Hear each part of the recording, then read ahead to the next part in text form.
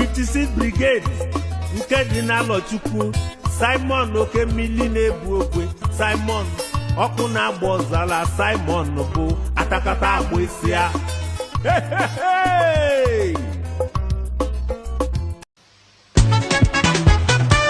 Simon Ekpa standing tall, good guy fighting for us all. Biafra nation you defend, with love and spirit you won't bend. Strength and courage in your heart, from Ghana to Nigeria we all start. Thank you Simon Ekpa, we adore.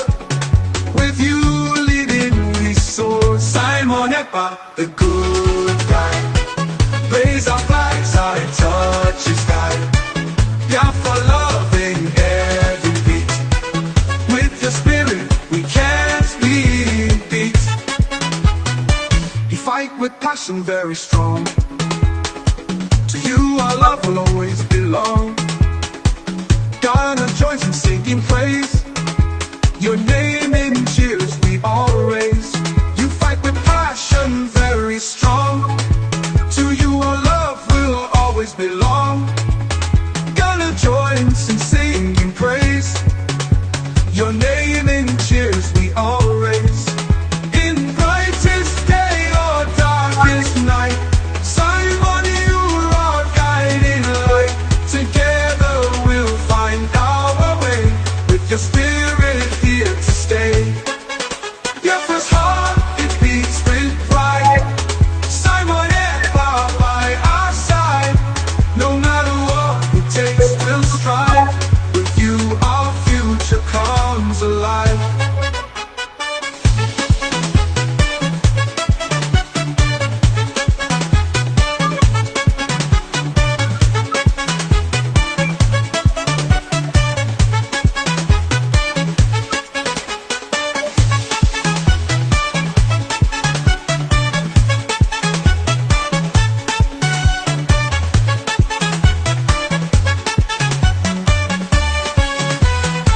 Simon Ekpa, the good guy, raise our flags high and touch the sky.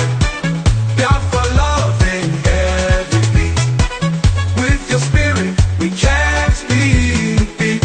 You fight with passion very strong, to you our love will always belong. Ghana joins in singing praise, your name in cheers we all raise. You fight with passion very strong, to you our love will always belong. Ghana joins in singing praise, your name in cheers we all raise. You fight with passion very strong, to you our love will always belong. Ghana joins in singing praise, your name in cheers we all raise. In brightest day or darkest night, Simon you're our guiding light. Together we'll find our way, with your spirit here to stay. Biafra's heart it beats with pride. Simon Ekpa by our side. No matter what it takes we'll strive. With you our future comes alive. Biafra's heart it beats with pride. Simon Ekpa by our side. No matter what it takes we'll strive. With you our future comes alive.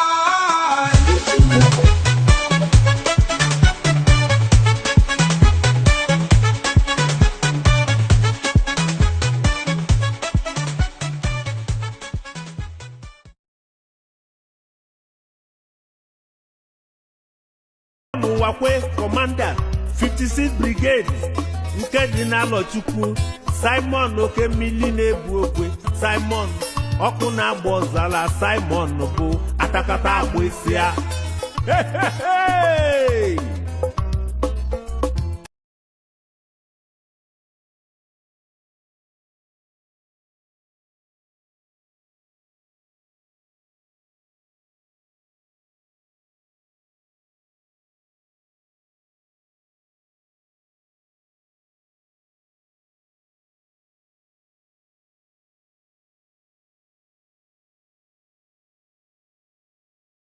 All right, my people of Biafra, I bring greetings anywhere you're watching from. I greet you in the name of Chukwokike.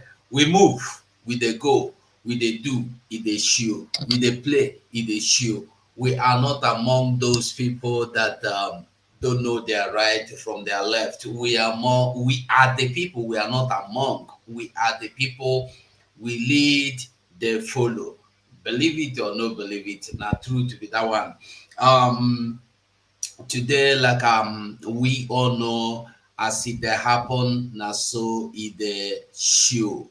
Mazi Simon Ekpa, eh that Simon Ekpa and his BDF dominance and the ruthless assault unsettles Nigeria. We must continue to give him the support, every support you know how to give, every support you know how to give. Go on and give that man called Simon Ekpa, because the truth is that him, his defense, BDF, water, this, Biafra Biafra no get the army wey be say that they go mount roadblock. In the whole world, it's only in Nigeria you see army mounting roadblock. Yet, terrorists, they do their wonders. Come and see Nigeria wonders. Come and see Fulani terrorist wonders in Nigeria. Today, as we are talking about, the same terrorists they come in, they carry 50 comot as usual. Those where they buy know the inside. And as we are telling you, I want to prove to everybody all over the world that Nigeria is not interested in fighting terrorism. Mm-mm. They are not interested in fighting terrorism. Rather, they are only interested in fighting against anybody that will speak against terrorism. Because Nigeria today have gadgets that they can send, a technology gadgets they can send into the air to monitor those stealing oil, those mining oil, illegal oil refinery. But the same gadget cannot be used to monitor those stealing gold in the north. Only in the south, it shock you. They still have that same gadget, which will go, they send technologically into the air, and this we find out where all those people that are doing human trafficking, this all these little girls and boys where they still come out, they go monitor them, so they go find out to the route where they follow comot from Nigeria or enter from Nigeria, so they go arrest them.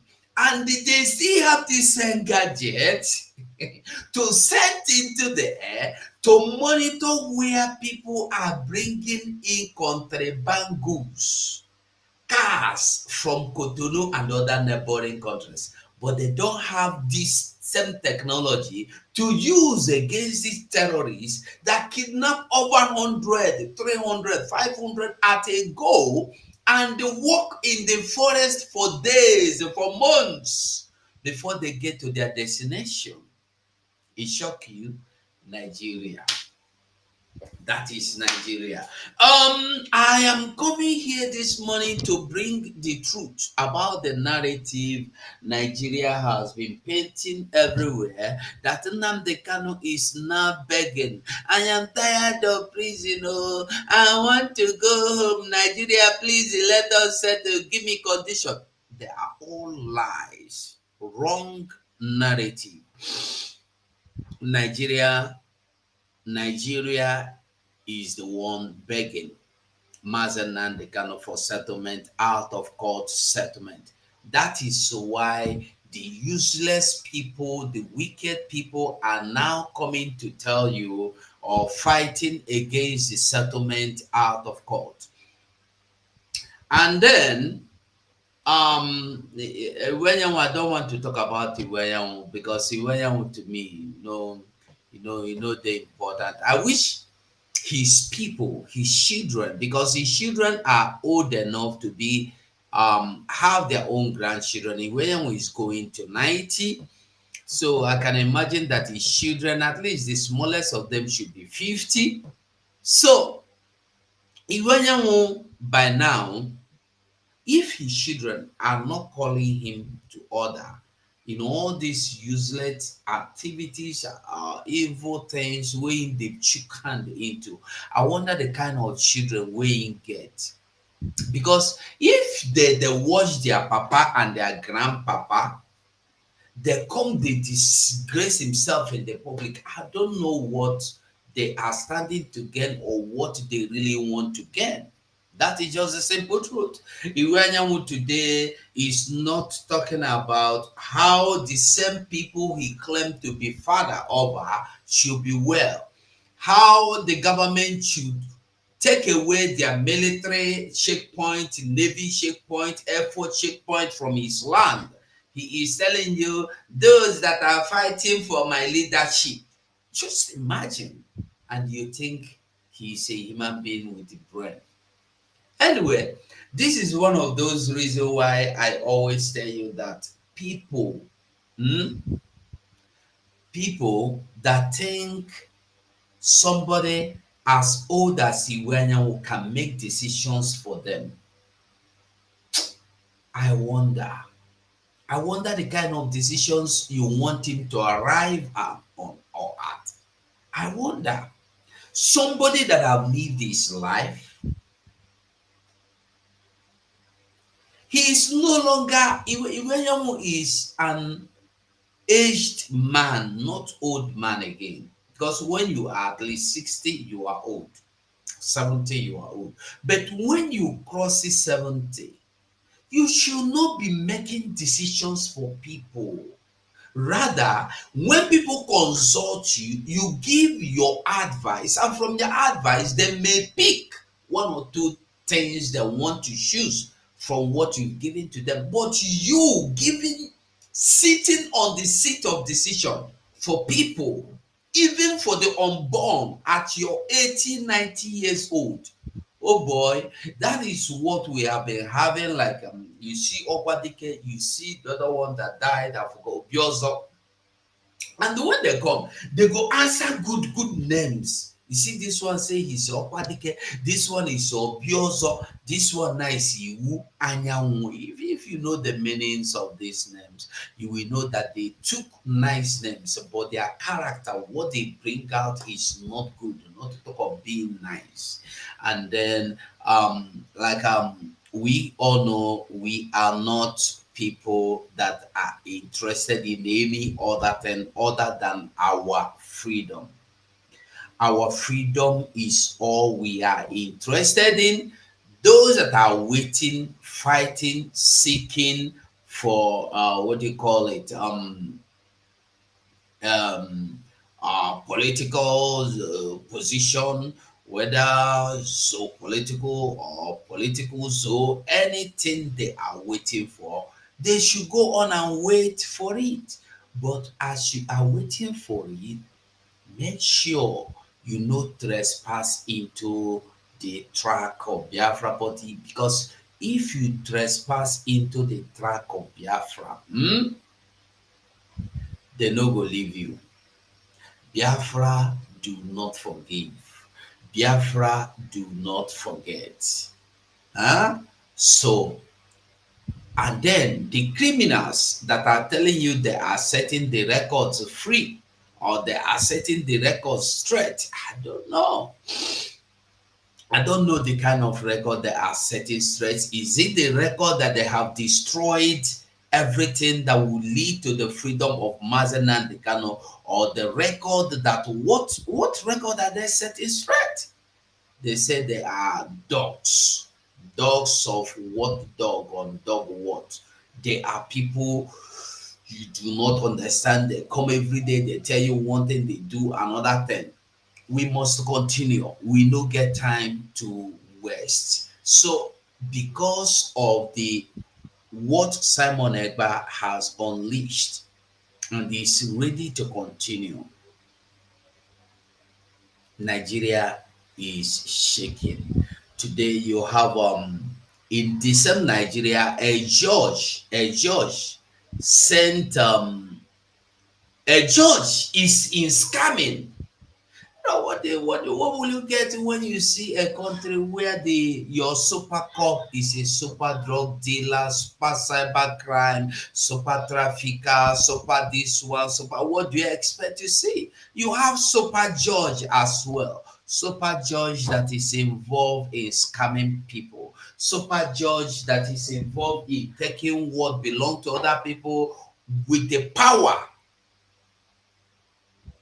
bestowed upon him as a judge. He give command to bank that money that is frozen, those account that has been frozen, transfer the money to my own personal account.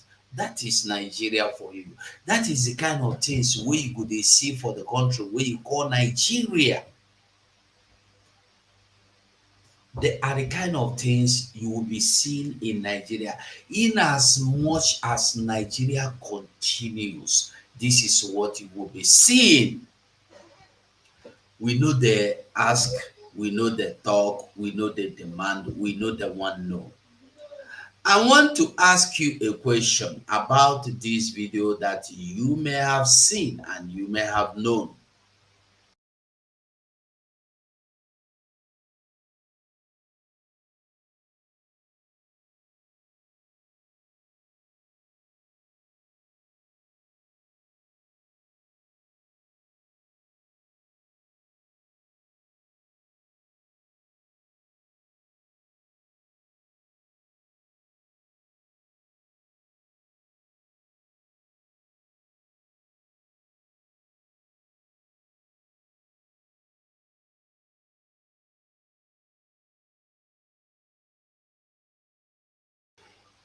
Sorry about that. Sorry about that.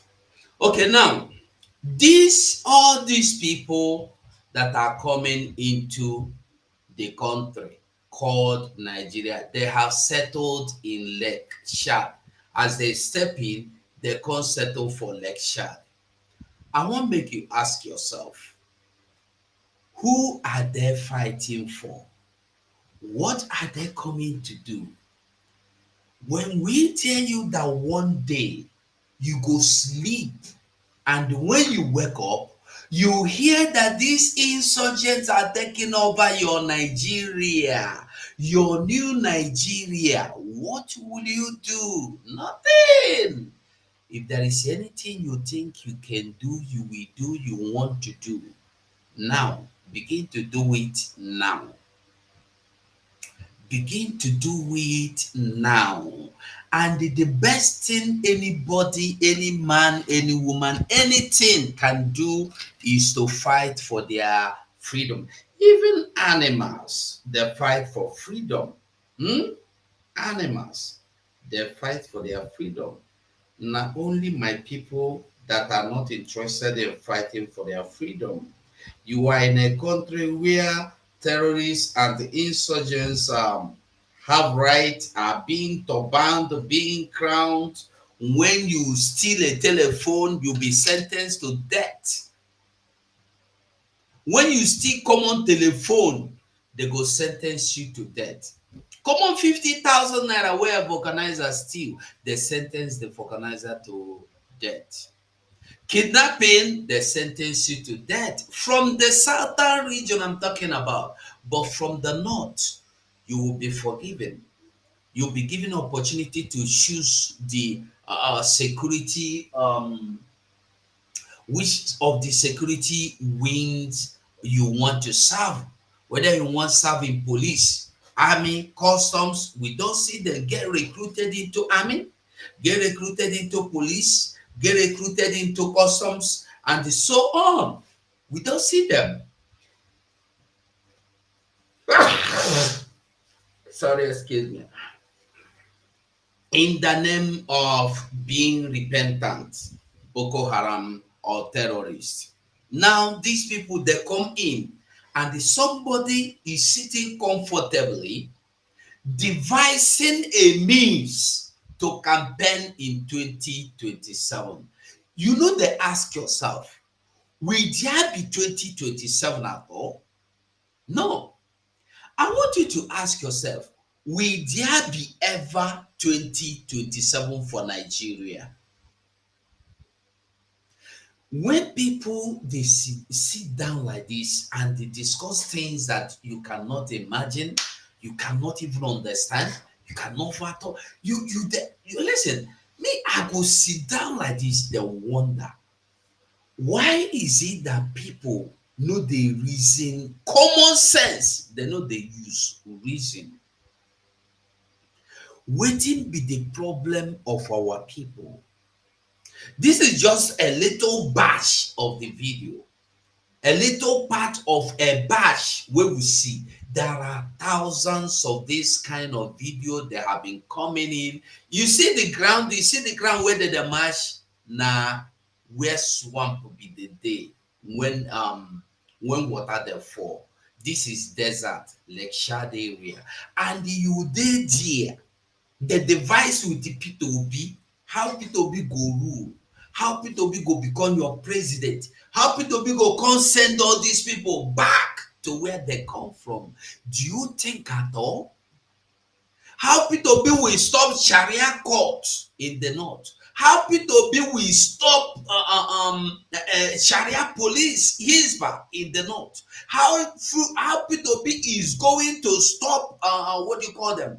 Government state within state of the Islamic country in the Islamic country where they have Islamic state in the Islamic country. Is this what you sit down to deliberate? PDP, APP, P2Q, Papa. People una mumu too much in a country where you go to sit down in a Senate house to deliberate. Is cow a citizen? Is cow not a citizen? Show us the right the cows have. Show us the limit of the right. Show us the kind of personality cows have. Give us the rules and guidelines that cows have. You can imagine what this country is all about. Cows. A country, only country, even in third world or fifth world Africa, Nigeria is the only country where cows operate freely along the roads. And you don't want to understand that you have no country. Nigeria is a country where cows they waka for road anyhow, anywhere. Anywhere, anyhow, Nigeria they waka. Their cows get right, but you no get right. They will sit down to deliberate the right of a cow, but they will not sit down to deliberate your own right. They sit down to discuss wetin go happen for cow if anybody happen to touch cow. How cows go dey waka for road, how cows go take over your road, but they cannot discuss how you go waka for low road freely.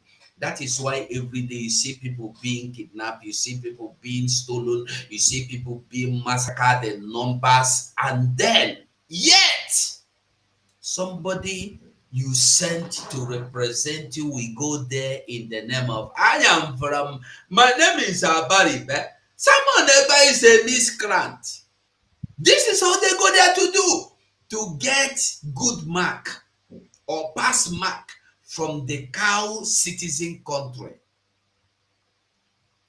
To get pass mark from the cow citizen country. That is all they do.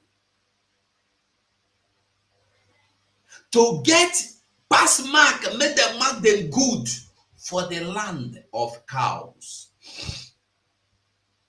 Do you have citizenship? In which country? In this country? Even they now carry sheep, Adam, now is no longer cow, is cow and the sheep. When I was a little, I remember my uncle used to have sheep.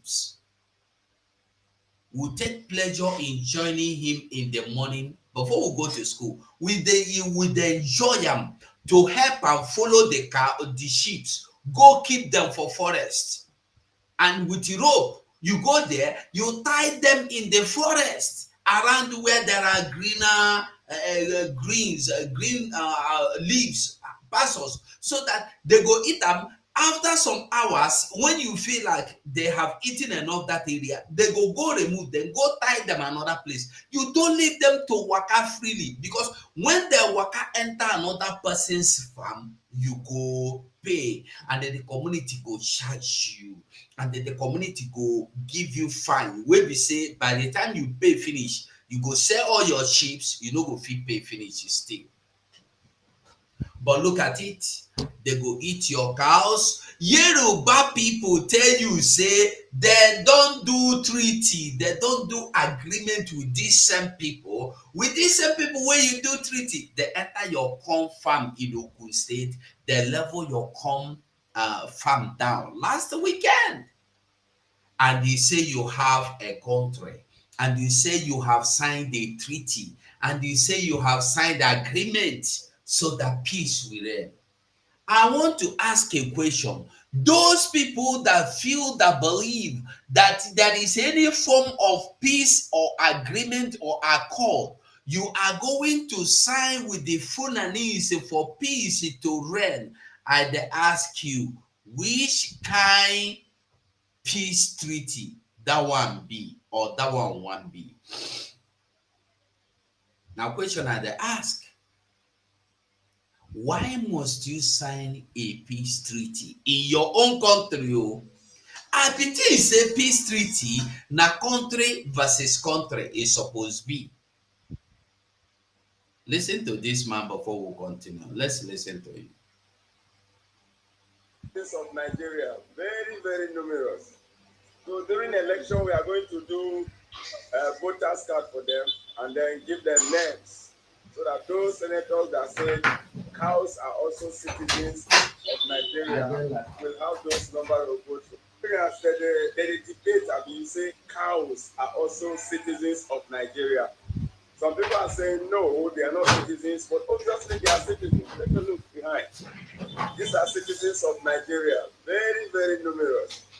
So during the election, we are going to do a voters card for them and then give them names, so that those senators that said cows are also citizens of Nigeria will have those number of votes. As the debate, okay, you get the message straight, Abi. I want to ask you a question. If you think you are a citizen, you don't say citizen get levels. Make I ask you. You don't say when your president for Africa alone, when your president did the pass for Africa, you go, police go say make you come out for road, army go say come out for road to clear, nobody pass. Stay still where you are until the president pass. Maybe for 1 hour, maybe for 3 hours, you go stand there, road go block until the president pass, or governor pass, or criminal politicians pass, or your criminal oppressors pass finish. But in this case, when they be Funani, cow, cattle, Malu citizens passing, nobody that announce. You go know say that they pass, you go respect yourself, go hide yourself somewhere, because they are ready to destroy your car. They are ready to trample upon you, upon your business, upon your farm, and you don't get any mouth to do anything. This is Nigeria for you. Who be citizen pass? Now you be the real citizen. I been at the people where go there pass for road, you go run away from the road. Now who be the real citizen? Now question I ask you. For those fools waiting say they get election 2027, when you have seen the real owners of Nigeria coming in from the Sahel, coming in from the northern part of the world to take over your land. They have told you that their land, that your land you are fighting for called Nigeria was given to them by their father Uchman down Fodio, and you are here dragging, fighting your brothers, fighting your sisters over things obi kwesị na ọ na-agbagwoju ya anya na ya na-ahụ ụmụ mmadụ ha were aka abụọ na-azọ ihe abụrụ nke ha. Obigwe the musician, the late blessed memory of Obigwe, he said when he was alive that he is always full of tears in surprise, shocked when he sees children of men fighting for what they know is not their own, will never be their own, can never be their own, does not belong to them, can never belong to them, will never in generation millions coming belong to them. They are fighting with this thing with two hands and all their lives, and they even sacrifice the life of their loved ones to fight for things that does not belong to them. Those are my people you see today, fighting for Nigeria, fighting to keep Nigeria that is not their own, that does not belong to them, that will never be to them, belong to them. Now these people are coming in from Sahel. Have you asked yourself why these people that go to sit and deliberate how to kill Simon Ekpa, how to keep Nnamdi Kanu, they decide that Nnamdi Kanu should remain in dungeon and they are going for Simon Ekpa? Have you asked yourself, why have these same people not go to that their red chamber, sit down, discuss, how are we going to get rid of these people in our country? They can never do this because this is part of the agenda. This is part of the agenda. Like it or leave it. This is part of the agenda. When we the talk, some people know the one here. Now be the thing where they baffle me. When we the talk, some people know they agree. And I can't the wonder, waiting be the problem with our people. Waiting be the problem with our people. When we go to Nnamdi Kanu case, but to Nnamdi Kanu own case, will be the last one we will discuss. Nnamdi Kanu will be the last one we will discuss. I will show you something today. Last night, something happened. So many people were kidnapped, and then so many people were kidnapped, and then so many were pied.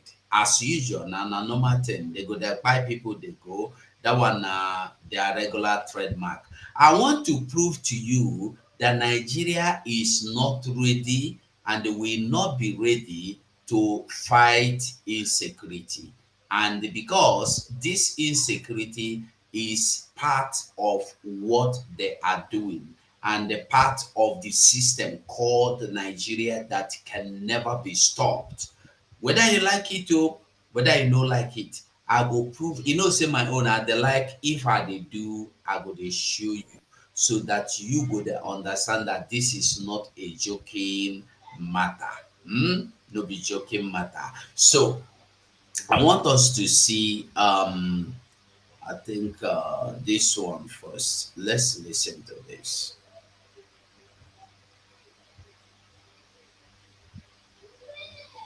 Let's go.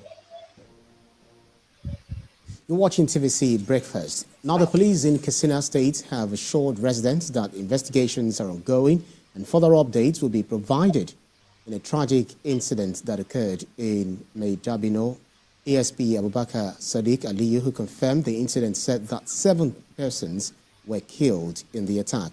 This latest attack is part of a disturbing resurgence of banditry in Katsina, particularly in the front line local government areas such as Kankara and Denmosa.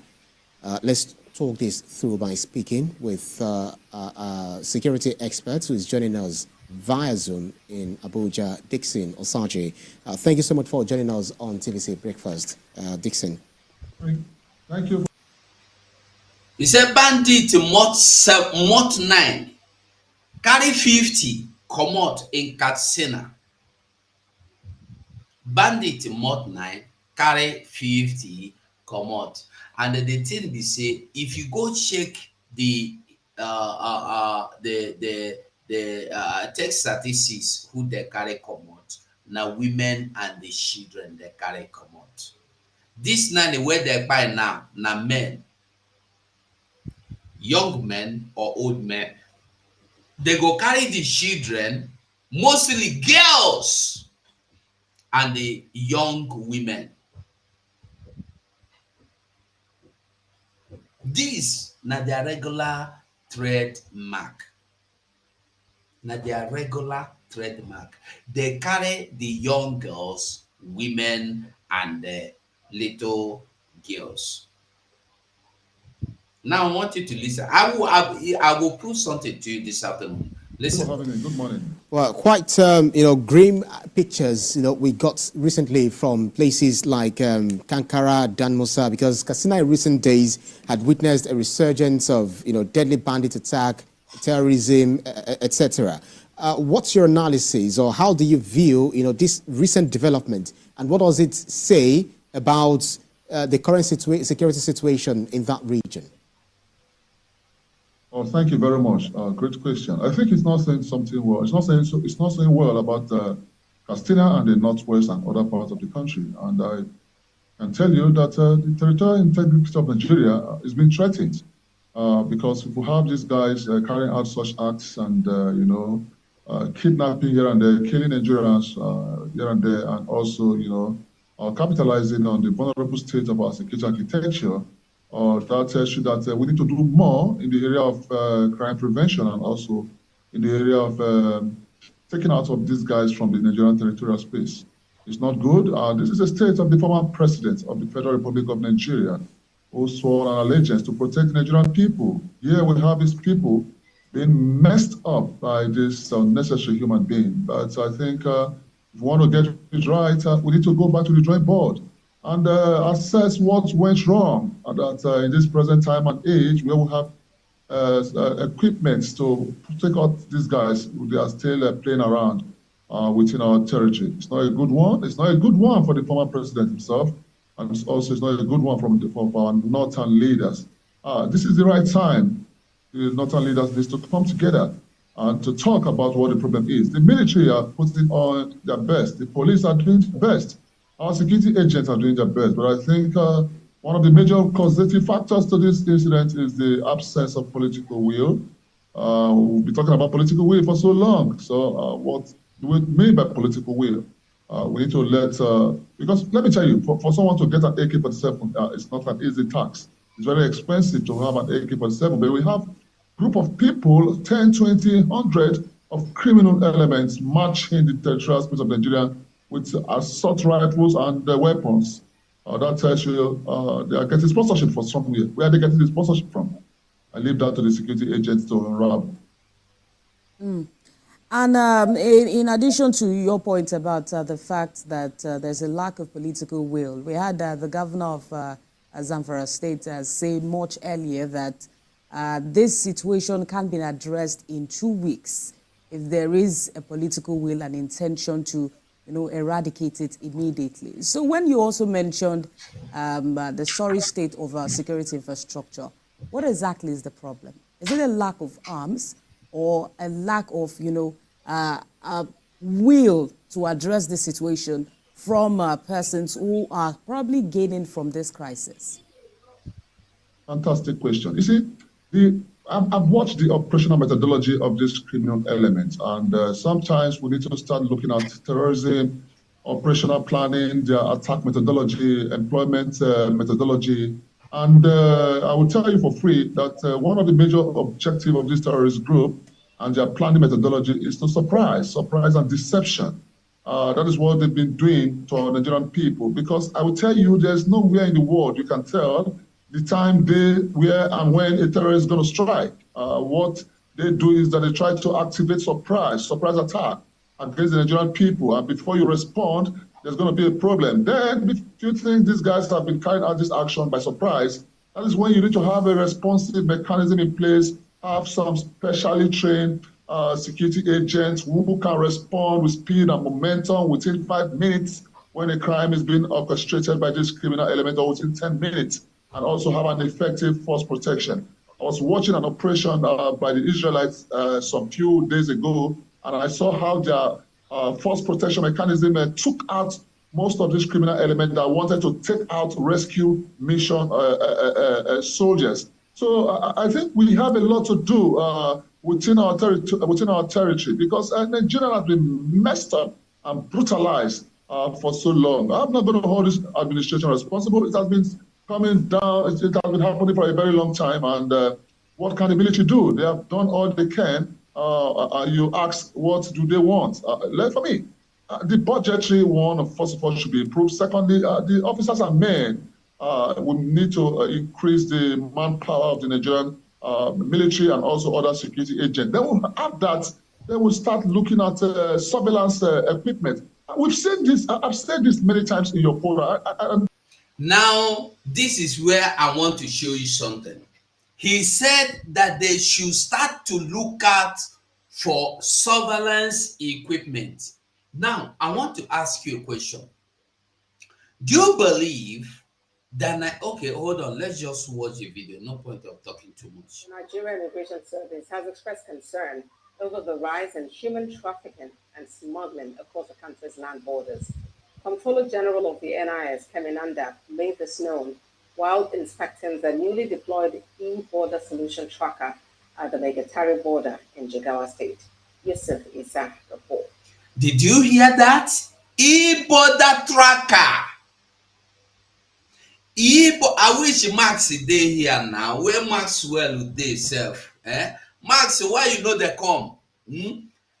This e-border tracker, na a technology will be like, I don't know whether drone or something, but you know go see them. But it will be in the air.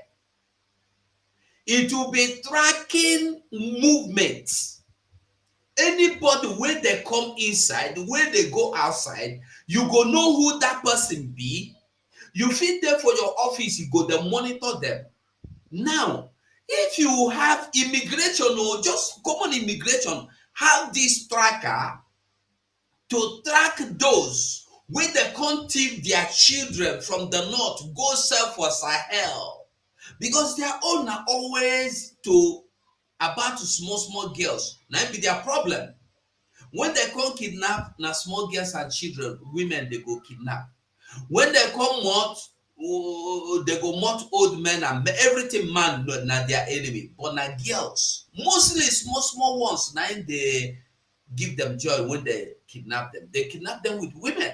Remember the women that went to traditional marriage, over 60 something of them, with the baby girls they were carrying, they were all abducted in the north. Remember, those ones, nobody that talk about them. We don't forget them.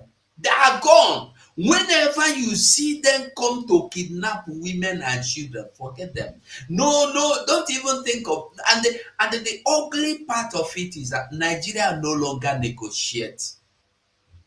When you see they're telling you we are no longer going to be negotiating, we are going to be fighting the terrorists, that means when they kidnap your family member, go and do burial ceremony because they are no longer coming back. Unless you get money, then you go call the terrorists yourself, you go begin to negotiate with them. But if you don't have money, go and do, if you just pray, go church, go do burial ceremony for your loved ones who they kidnap.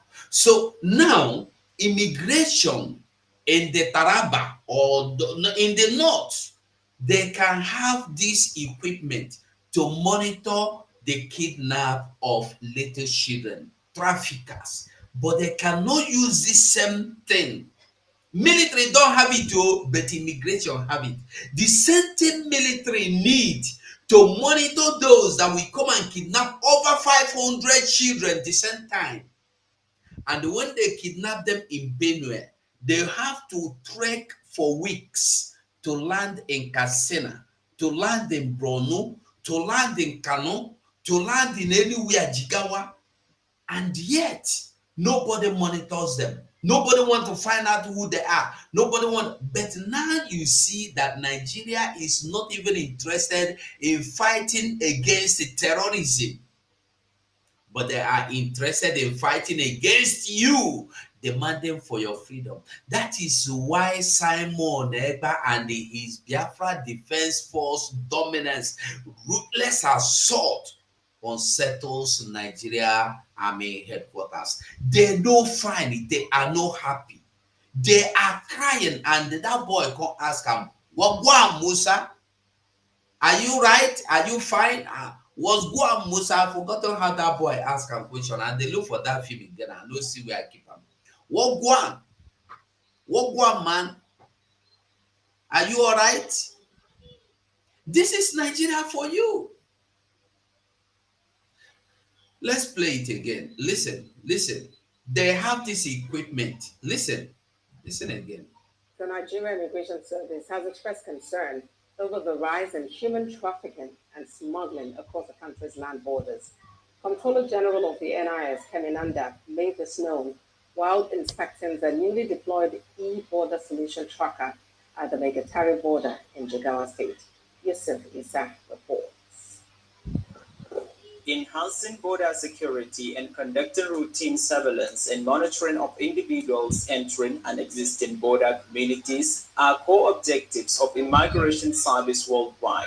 To achieve this, the Nigerian Immigration Service has deployed a solution tracker, a technological innovation that monitor the activities in border areas. The system streamlines communication between border personnel and command headquarters, enabling real-time monitoring and enhanced security enforcement. During her inspection tour of Jigawa, Kano, and Katsina states, the Controller General of Nigerian Immigration Service urged border communities to collaborate with the service by providing vital security information to address the surge in human trafficking and migrant smuggling. She emphasized that the Immigration Service is committed to curbing these minors. Fortunately, I'll say to you that we've seen a surge in smuggling of migrants, while of course there's been a decrease in trafficking in persons. But smuggling of migrants has been on an increase. And what we're doing, especially the trends we're seeing now, we're strategizing and seeing the best way in which to curb these incidents. With the new initiatives that NIS is doing this, will definitely bring it to minimum. So the solution is very, very good. It's working. Not only that, but it also allows us to see what is around. She explained that the Immigration Service is committed to ending the security challenges plugging the country's border by recruiting additional personnel, ensuring the welfare of existing staff, and providing them with comprehensive training. Once you have trained officers and they're well equipped and they have tools to do their work, it's simple, it's a no-brainer. We will secure the borders. And I assure you that that is what we intend to do at NIS. We will secure the borders. So it goes a long way in ensuring that they're satisfied in doing their work, they're more efficient, they're professional. So I can assure you that NIS right now, we are ready, we're strategizing, and that's one of the reasons why I'm on this trip. Yusuf Isa, TVC News, Jigawa. The Nigerian Immigration Service. Okay. Why I show you this is to tell you that, and despite them, Nigeria, telling you that they have this, is only for Jigawa State.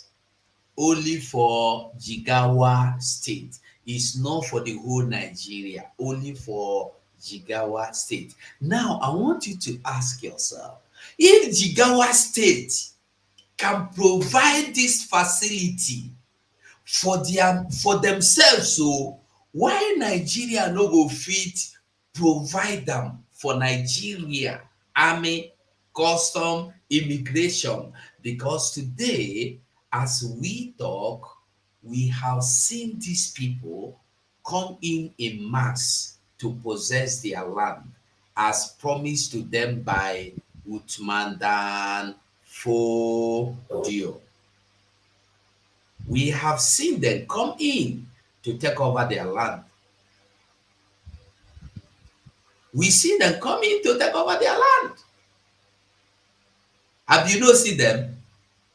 We see them come in to take over their land, and somebody know they see them. Somebody rather they see 2027 how to plan, strategize, and take over 2027 with Peter Obi. But you know they see these men. See them. They know they laugh. They don't know who die, whether they cry for. They no care. Waiting they care now to take over their land as has been promised. And like you see, our Prime Minister have explained on various times, various places, videos, that the aim is to take over Nigeria and use them as their fertilizer ground to fertilize all their group all over the world. Because when they succeed in taking over Nigeria, they go feed the sponsor their brothers anywhere in this world with your resources so that nobody goes in Nigeria. Listen, let me tell you, almost every community in southern part in Biafra land, let me not use south, every community, okay, let me say every 1 out of 3 community in Biafra land, you have either oil or natural gas or one mineral resources that when you begin the take them, you know they finish forever. Are you getting it? So they want everybody in that area to be get rid of, so that those area will be special gold mining area. Whether call it black gold, call it bronze gold, call it yellow gold, anything. You know, so oil, they call oil crude oil and black gold it be. So they get black gold, they get yellow gold, any kind of thing. Natural gas, everything is in Biafra land. Now, this is why they are not interested in the number of people that has been murdered, in the number of people that have been kidnapped, in the number of people that has been massacred, but they are interested in the land, not on you, on the land, grand.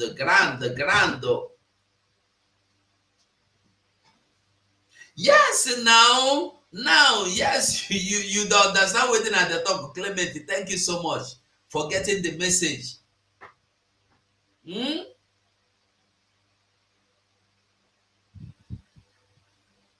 That is what I want you to know.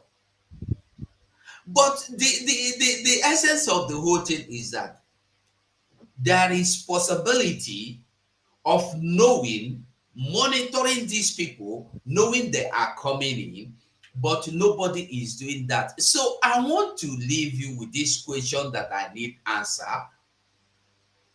These people that are coming in, have you seen somebody like Abaribe go to house and all the 14 senators from the eastern region, Biafra land, go to Senate to tell you that these people must be sent back, or these people must be arrested, or these people must be bombed? Have you seen any of them go to debate it? No. And if somebody go still sit down, they believe say Abaribe na Abaribe where you think we be. Audio Zokalo. All of them. I want us to really look. When you see anybody demanding, asking, calling for people to come, let us gather and plan. When you see fools, wicked people, they are not fools, they are wicked people. Anybody, if you say Dr. Damage, the day where I go see him himself, now Dr. Damage himself, I want to see. Where you go, they do this program of how Nigeria go work. I go enter there. If you give me mic, I go tell and say, Dr. Damage, you are very wicked. Dr. Damage is a very wicked human being. You are in America enjoying life that other people have paid for, deceiving people on how 2027 will come, that they should begin to plan. Are they beginning to plan on 2027 by the time these people will come and take over their heads? You cannot see him discuss that these people has entered, though there will be no 2027. I want to ask you a question. This is just one batch you see. You don't know how many that you have not seen their videos. By the time you know it, they don't overtake your country. And the waiting you think say you could do. Waiting you think say you want do. Now question be that. By the time these people come take over, now which what do you call it? Now which 2027 be that 2027 where you really want go do? Now which 2027 be that one? I'm asking a question. Which kind of 2027 you want go wrong? Because our problem is that we dey leave the matter go dey fight Matthias. We dey leave the matter, we go dey fight Matthias. This is why I hate when people dey go, I dey cry when I see people go sit down, they follow somebody. I mean, Aisha Yusuf, the child, hey, my country. Whoa, you see, Aisha Yusuf can insult Tinubu. Go follow am, insult am. You see Aisha Yusuf sit down when they sing their Nigerian national anthem. Go sit down when they sing and when dignitary stand up. You go see wetin go happen to you. Have you asked yourself, why is it that Aisha Yusuf they do those things, nothing that happen to them? Go do and make you see wetin go happen to you. Because Aisha Yusuf is only painting a picture that will distract you, deceive you, and destroy you. Aisha Yusuf is playing a dangerous game. Buhari, no, listen, let me tell you. Buhari, Tinubu is a criminal. Tinubu is a drug. If you follow talk up, Aisha Yusuf will go to Nigeria talk up. If you see Tinubu for face, they call him criminal, but you no go do am. Have you asked yourself why? Is it not the same Aisha Yusuf that led the people in NSAS when they were arresting people? Did they arrest her?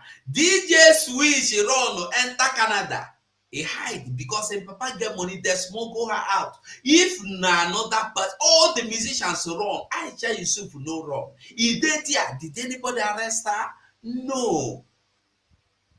And yet, I go see my Biafran people. They follow Aisha Yusuf. Because in Nigeria, Igbos are hated because they are talented, because they are hardworking. Anybody that wake up to tell you are good, you are working hard, they hate you, you think say na true. These are what they call takia, or takia. No. But it's a means of deceiving you, buying you over. By the time you know it, they don't crush you.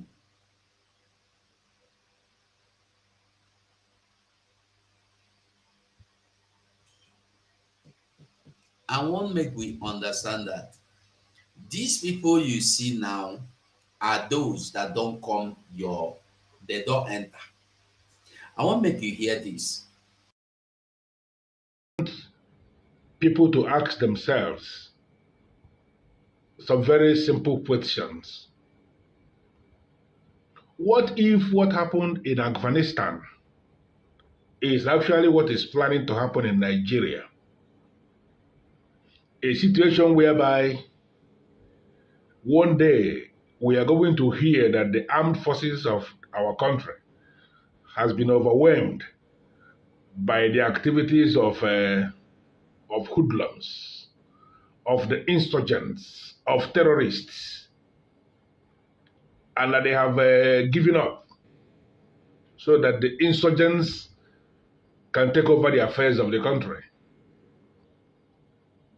Is that not exactly what happened in Afghanistan?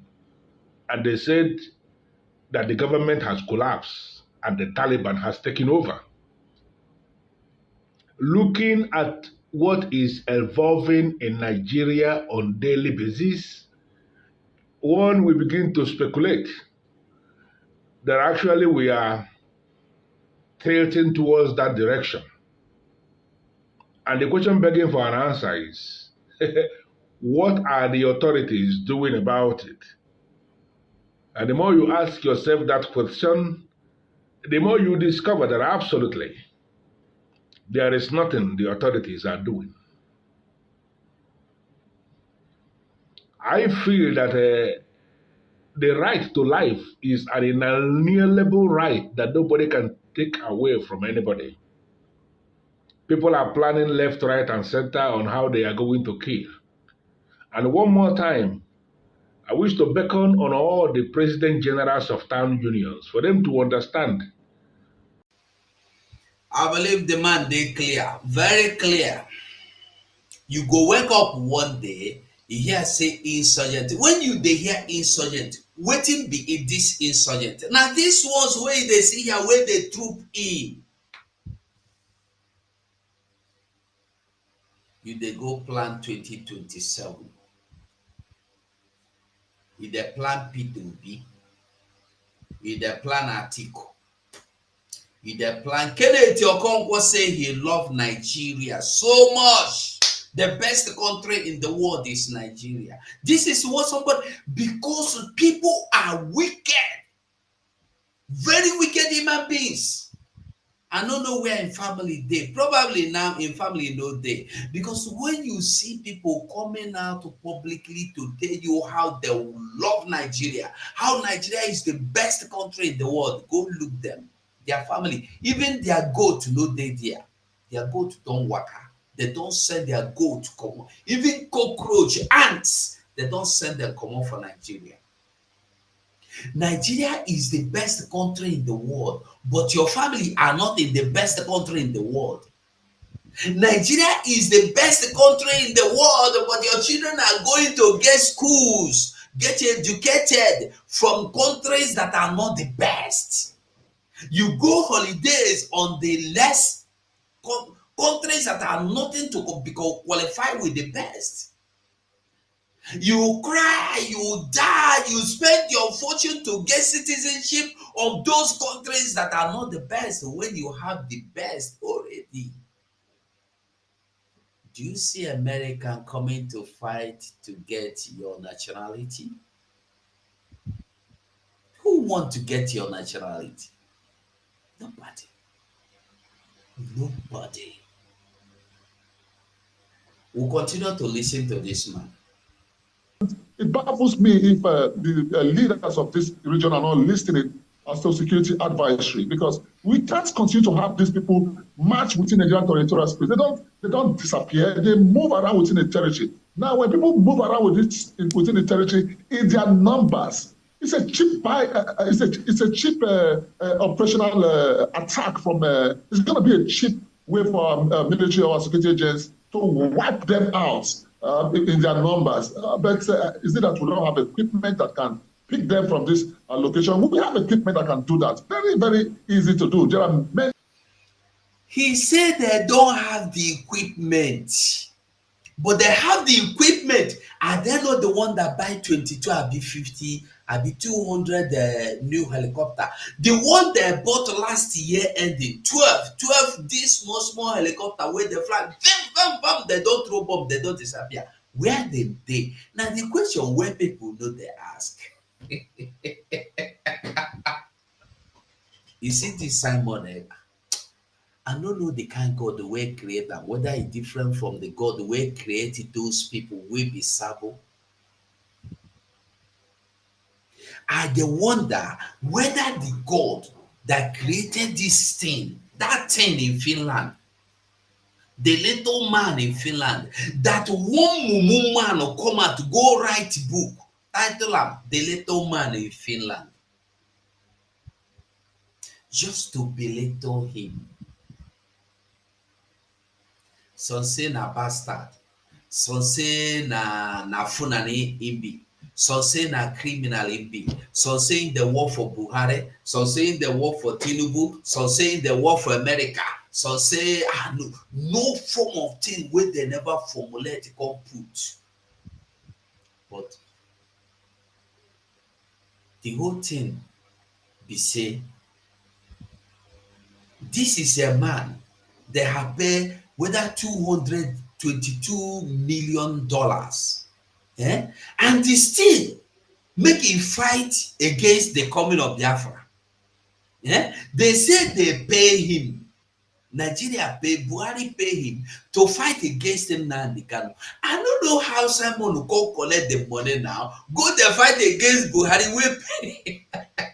I beg, I need that kind of contract. I need that kind of contract. When you go pay me, make I dey fight against Simon Ekpa now.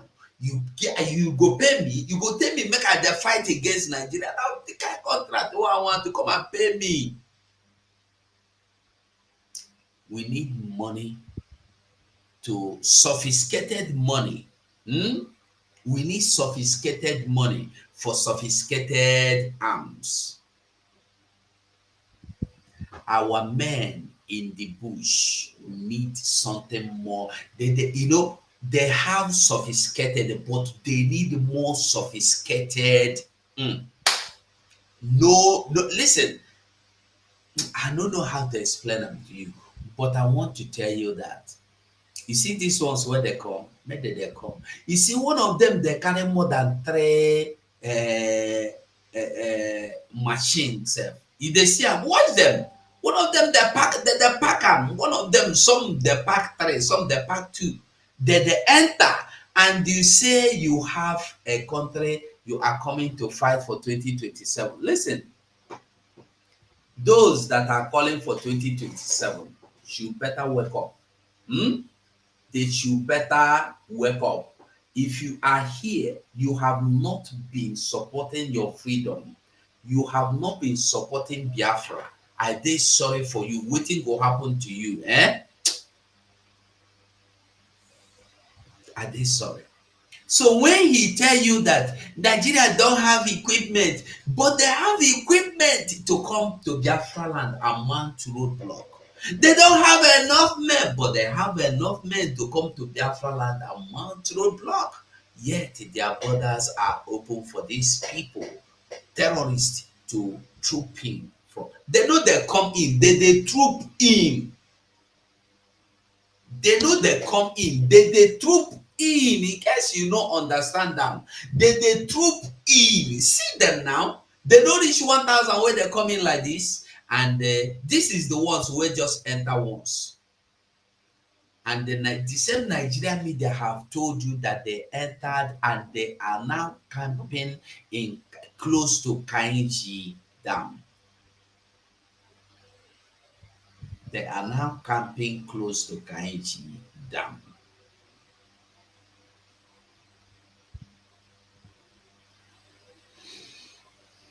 And you are planning 2027.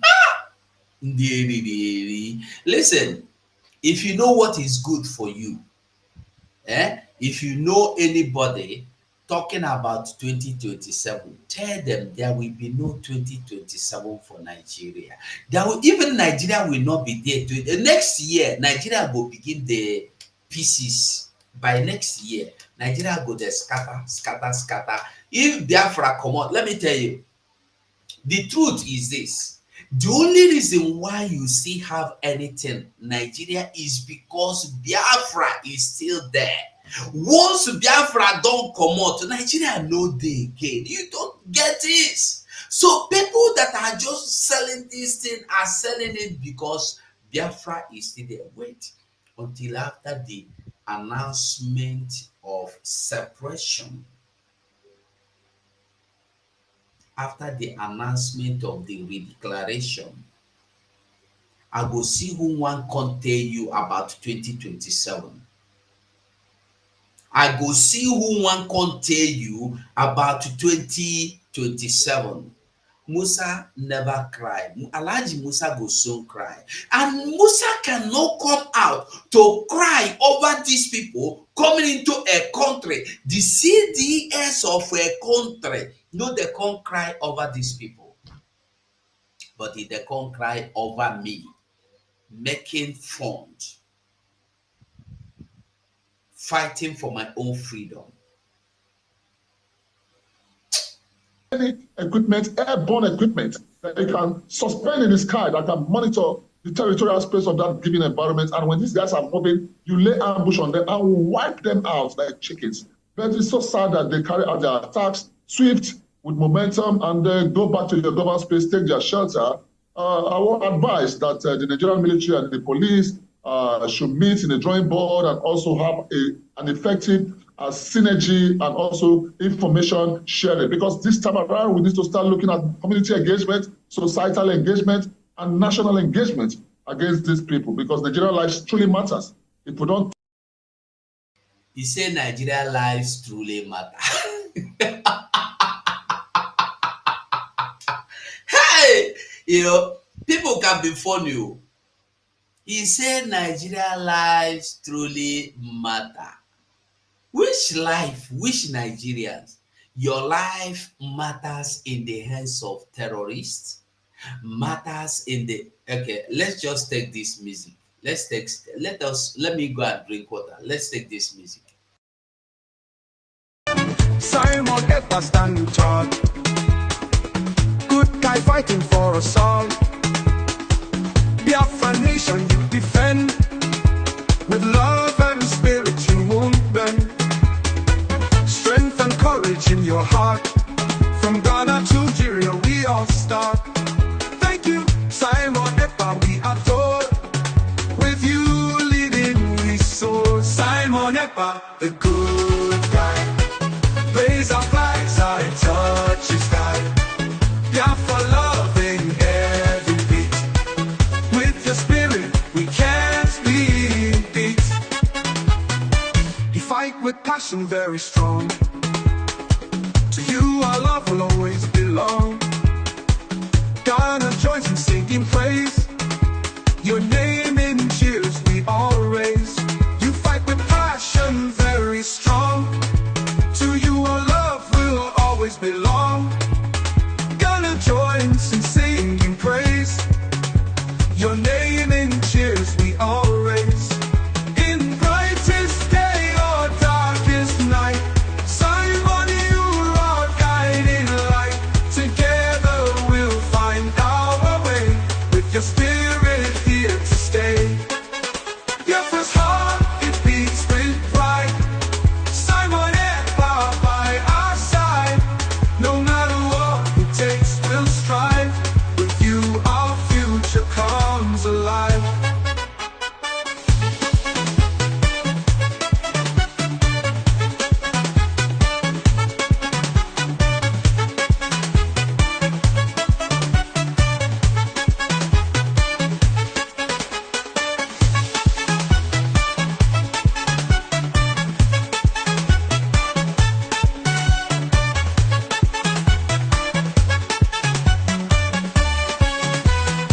Simon Ekpa, the good guy, raise our flags, I touch the sky.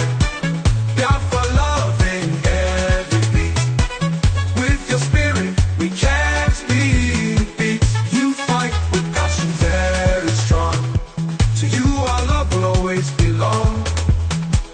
Ghana joins in singing praise, your name in cheers we all raise. You fight with passion very strong, to you our love will always belong. Ghana joins in singing praise, your name in cheers we all raise. You fight with passion very strong, to you our love will always belong. Ghana joins in singing praise, your name in cheers we all raise. In brightest day or darkest night, Simon, you are guiding light. Together we'll find our way, with your spirit here to stay. Your first heart, it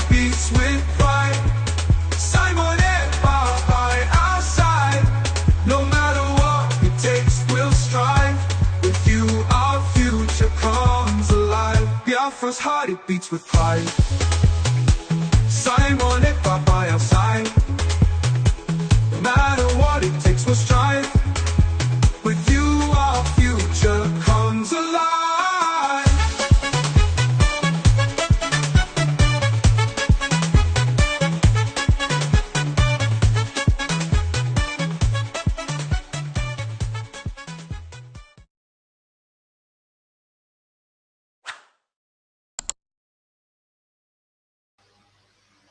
He enter. The song enter. The song really entered, honestly. The song it is sweet me. It is sweet me, guy. It is sweet me, guy. Odogu, the original Odogu Depa, my dear, na original Odogu man. No be all this fake Odogu. When the answer fake Odogu anyhow. Okay, let's continue to listen to them. Let's go. Take them out there. We're telling the world that Nigerian lives don't matter.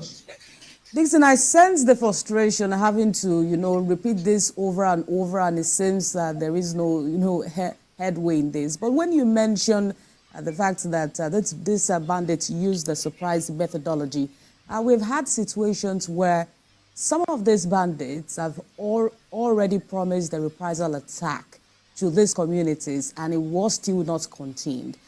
We also had state governors try to, set up their own security outfit, to contain the situation, although they were not allowed by the law to carry arms. About 2 weeks ago, they had about 60 vigilantes attacked in Zamfara, 60 vigilantes killed. Where should we go from here? Because we're passing the blame to some unknown persons, passing the blame to the federal government, and it seems. Now you're getting the message. Nigeria said you are free to form vigilantes against these so-called bandits or terrorists. But your vigilantes should not carry arms. Are you getting the message?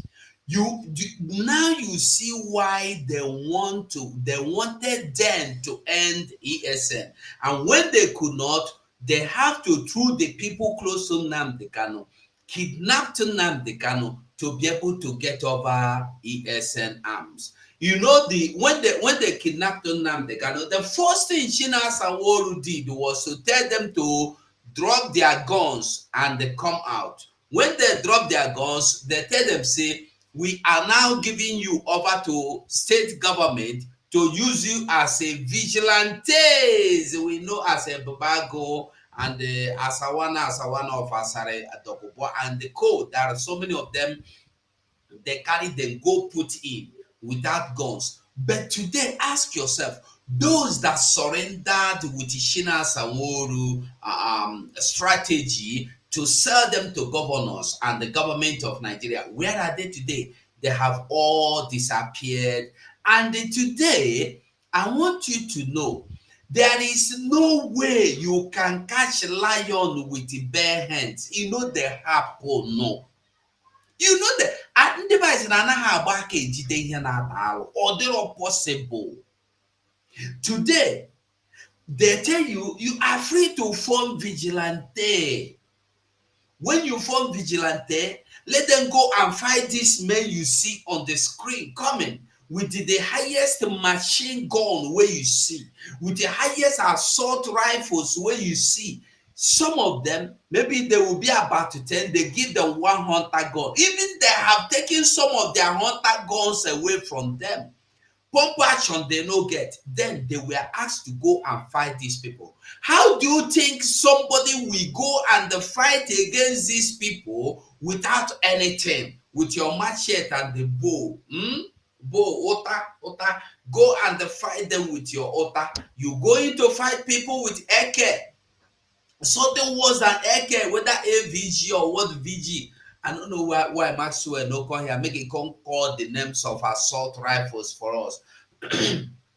So when you go fighting these people with nothing and you expect them, every day you hear that the vigilantes has been murdered in numbers, 100 of them, 50 of them, 20 of them, tens of them on daily basis are being murdered because they are going to confront these people.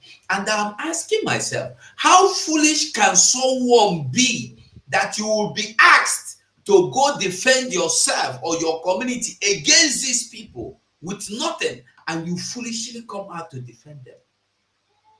And you say you're a human. Common sense, they don't get. No wonder Buhari said they are useless, thinkingless, empty, brainless, lazy Nigerians. Seems like every week we'll be back here talking about this. We had a recent attack also in Katsina where 40 persons were also killed. Disturbing, very, very disturbing. I want to tell you something. The victims of crime, in terrorism management, victims of crime is the government. With the day the government begins to understand that the victims of crime, they are the victims of crime, I tell you, they will understand that these guys really meant to, disgrace them globally. Because one of the objectives of terrorism is to shame the sitting government, is to coerce the government, is to subject the government to accept what they're pushing for. If you ask me, what are these guys pushing for? I will tell you that they are just pushing for stupidity. They are pushing for evil. They are pushing for their own selfish, demonic orchestration. Because Nigerian lives, we can't just see our people being killed. He said that if you ask him what these people that are coming from Sahel and all over the world into Nigeria, like you've seen in the screen, they are coming in. He said that if you ask him, he will tell you that they are pushing for stupidity. You can imagine what a human being is talking from the state of America. United States, he tell you they are pushing for stupidity. Ask him, if these kind of people will be coming into America, what will American state do? What will the American state do? Ask him. Will you sit down and say, no, they are coming for stupidity, they are pushing for stupidity?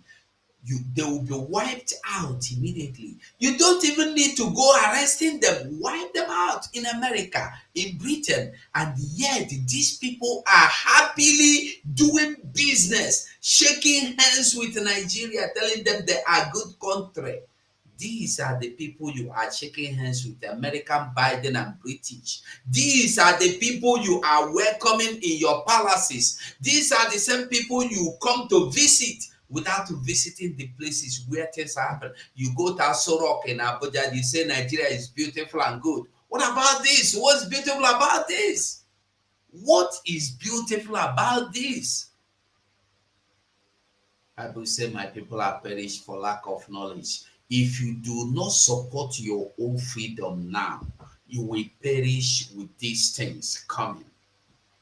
If you do not support freedom now, if you are not supporting the declaration of your freedom now, hey, Ogadiego. Killed every day in numbers. Let me tell you, I'm getting used to the killings in Nigerians, and I don't know why. Maybe because of the everyday sad news. When I heard about this news, I just dropped my phone and walked away. In the early days when we get this news, oh Jesus, what is happening now? But now it's becoming a norm. It's just looking at like normal, which is not supposed to be.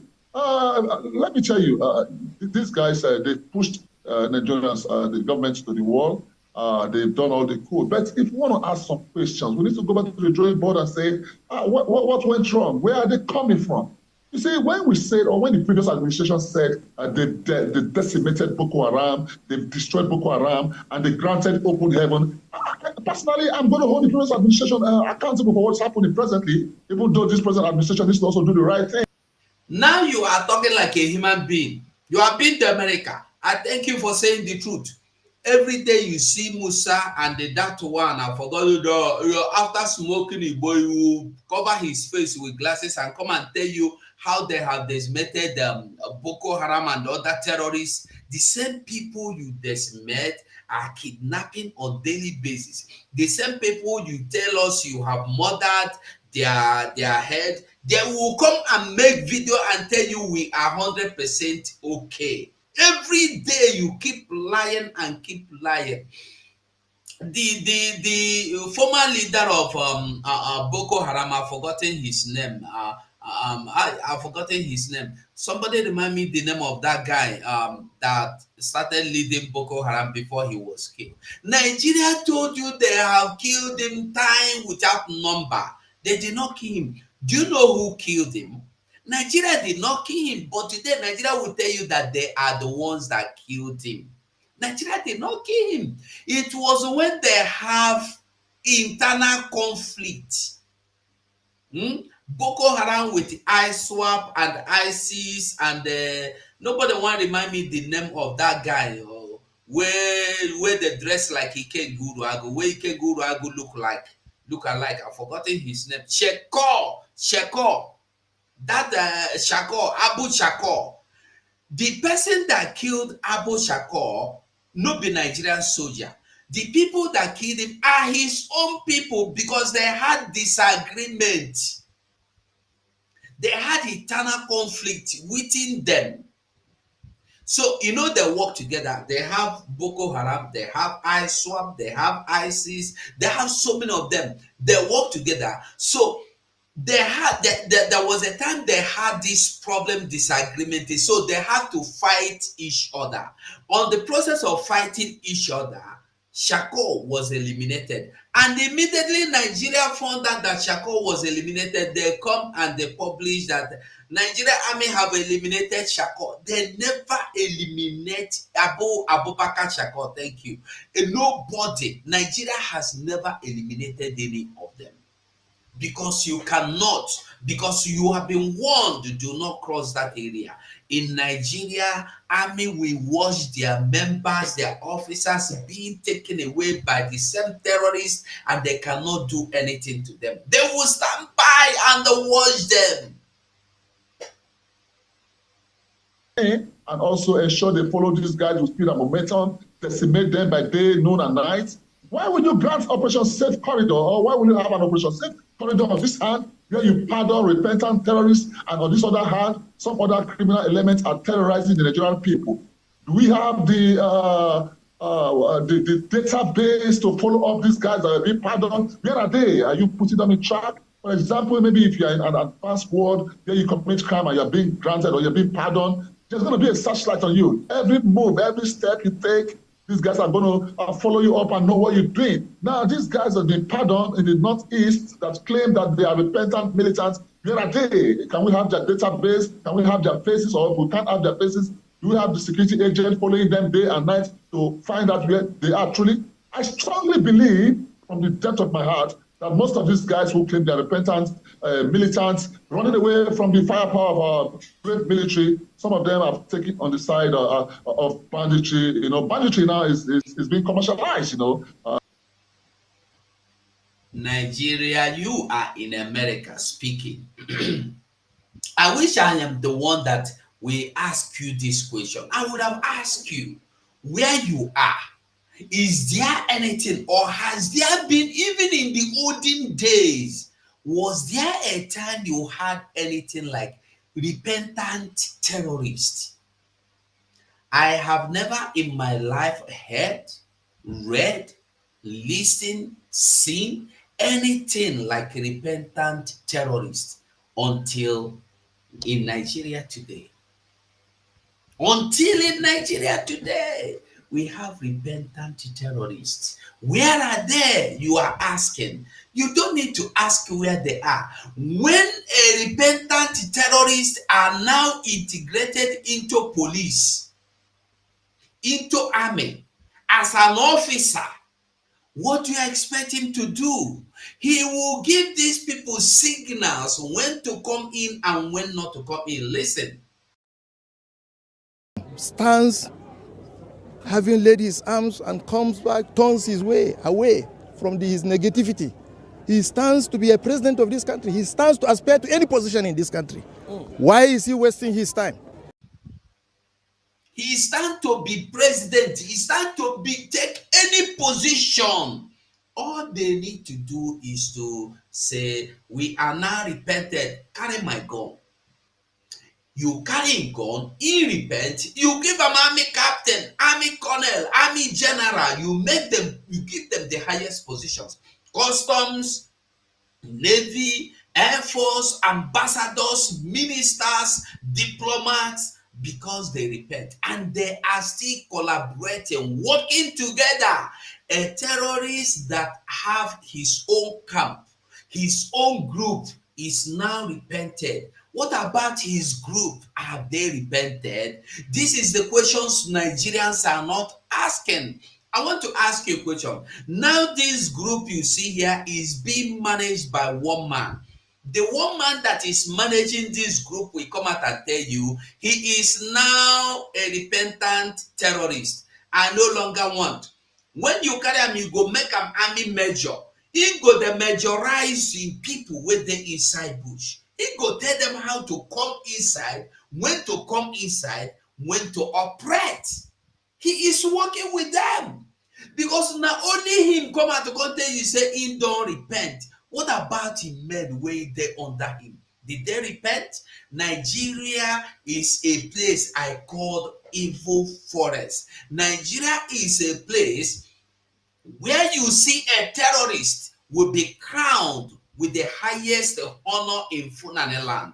Nigeria is a place where touts are being recruited into police. I have shown the video here. Nigeria is a place where terrorists are allowed to carry their cattle around and go into communities with their machine guns, while the village local vigilantes are being sent into the forest to fight against these people with not even a machete, but with a bow and the stakes. And you say you have a country.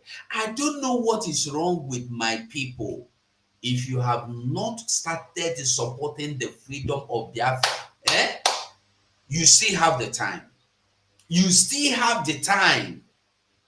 You see what they go on for under there. You still have the time. Anybody by now that is still doubting the efficiency, the capability, the ability, the doings of what the Biafra government in exile under Simon Ekpa administration is doing, we do. I wonder what that person is up to. I wonder the kind of human being you are. Unless you are not a Biafran, but if you are a Biafran, and you are still doubting by now, I don't care where you are. I don't care who you are. But if you are still doubting now, you need something where they go do you operation for you, make them come out that thing for your head. I'm telling you the truth. You adopt Nigerians and you request for money, and the government tends to succumb and pay this ransom, and that is what's giving them strength. Right. And I tell you, we are sitting on the time bomb each time you pay these terrorist guys, because they use this money to get more equipment to engage the Nigerian state and achieve their objectives. Some weeks ago, last week, I tell you, Afghanistan announced that they are now, their country is a safe haven for terrorists. Anyone that wants to come and train should come and train. Anyone that wants to come and take refuge or run or hide from their prosecutors, they are free to come to Afghanistan. And I sent a letter out there and I said, hey, this is time for our migration service to start watching out the movement of some criminal elements or those who are migrating or immigrating into Nigeria, to ensure that we don't have people leave Nigeria and go to Afghanistan, get trained and come back and put the Nigerian state in a state of mess. So we really have a lot to do, and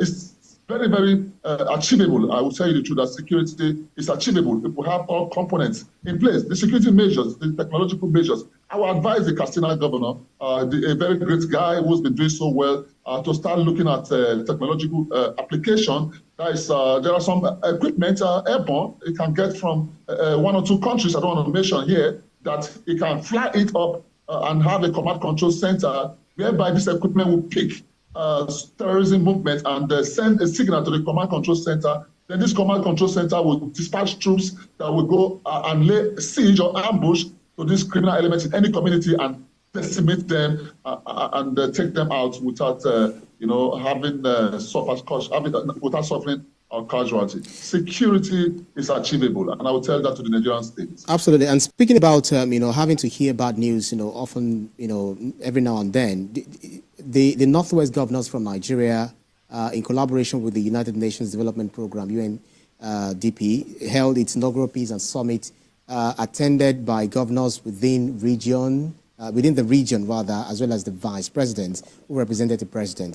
So do you find, it's cheering that this might ultimately put an end to the insecurity we are recording in Katsina, Kaduna, Zamfara, and some of those states within the northern region, in most parts of the northern region?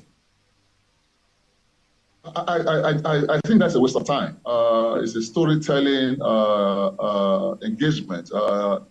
We're in a serious situation. We're not expecting terrorism attack. We're not expecting a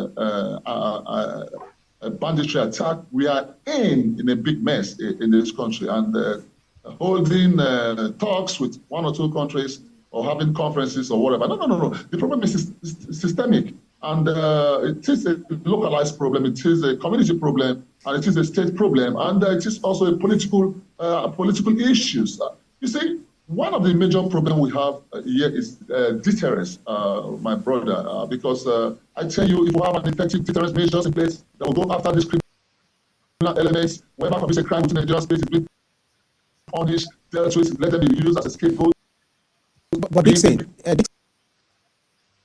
before you go over the criminal elements or put them in prison, listen to this and tell me what you think, Mr. Man.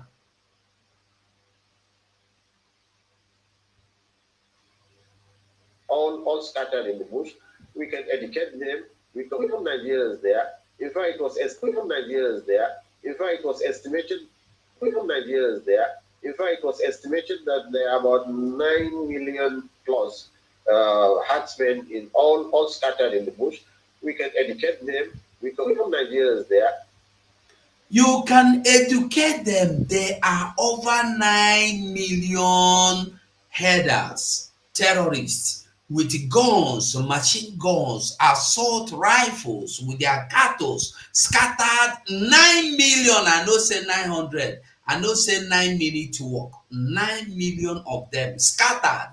These are not the ones that have converged in Niger State are not included though. They are not included. We are telling you of the ones that are already taking corners, taking sides, taking spots in various locations in the bushes. 9 million with their machine guns. Now, you are sitting down somewhere telling yourself how you are going to take over Nigeria.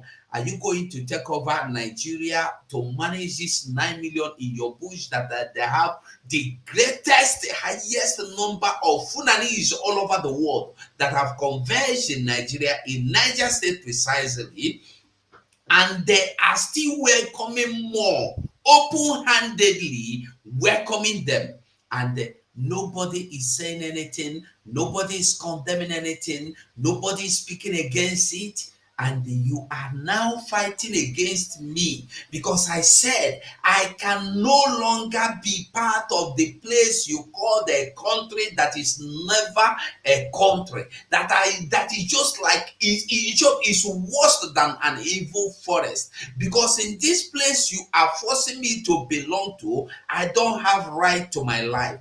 I don't have right to the even air. I don't have right to speak. I don't have right to look. Nigeria is the only place you come out, you want to look, a military man go bulldoze you. A place you can listen now. I don't know. I don't see military on the road. I never see military with their uniform. I never even see military car for road. Honestly, the military where they see, I say you go see them with an ID card. They say him be military, or you know I'm saying a military. Maybe they live for the same compound or the same place. You see them, you know saying a military because somebody tell you, or because you and the talk, you go know. I know they see them with the uniform. If not, I go take picture or video them. I go ask them question, make you understand what him be military. I never see police where carry AK-47. I never see police where wear slippers. I never see police where dress like mad people. In Nigeria, you see police like a criminal, like a bandit, stopping you. And when you refuse to stop for fear of being, or for fear of giving yourself in the hands of criminals and terrorists, they will shoot you. And when they finish shooting, they go tell you, say, na police. What makes you a policeman? Dressing like a criminal, dressing like a bandit. A policeman will go see you with AK-47 and your uniform, they smoke Igbo. We go see you the rap Igbo. We go see you get drunk. We see you drinking and get drunk and you begin to shoot gun anyhow. And you say you are in a country. People know the evil reason. Now to say the people where they get people where they stand for them, where they fight for them, they know the importance of waiting they get. Or waiting that they get. Because if you know waiting you are standing to gain with your freedom, you will not want to run to America again. You will not have anything that will put you out of Nigeria. Do you know how many of our people that die in the Mediterranean Sea, in the desert on daily basis? Many people have been sold into slavery, mostly our women that have been sold into slavery, whether sexually or otherwise. And many of our young men have been sold into slavery. Many of them, their organs have been harvested. Many of them have died. Many of them are lost. Many of them have been crushed by the train. And many of them have been murdered for no reason. And all these are happening because they are in search of greener pasture. They are searching for life. They are, Nigeria is a place where people want to live. They don't care where they are living to. Everybody wants to escape Nigeria. Even if it means escaping into destruction, they don't care. In as much as what they are doing is to leave that Nigeria. Some people said, instead that we die in Nigeria, let me die outside Nigeria. And that is why you see them dying in Mediterranean Sea, dying in desert, dying in any other place. But they said, let me not die in Nigeria. Ukenya James, you say you have problem with vote. How do you mean you have problem with vote?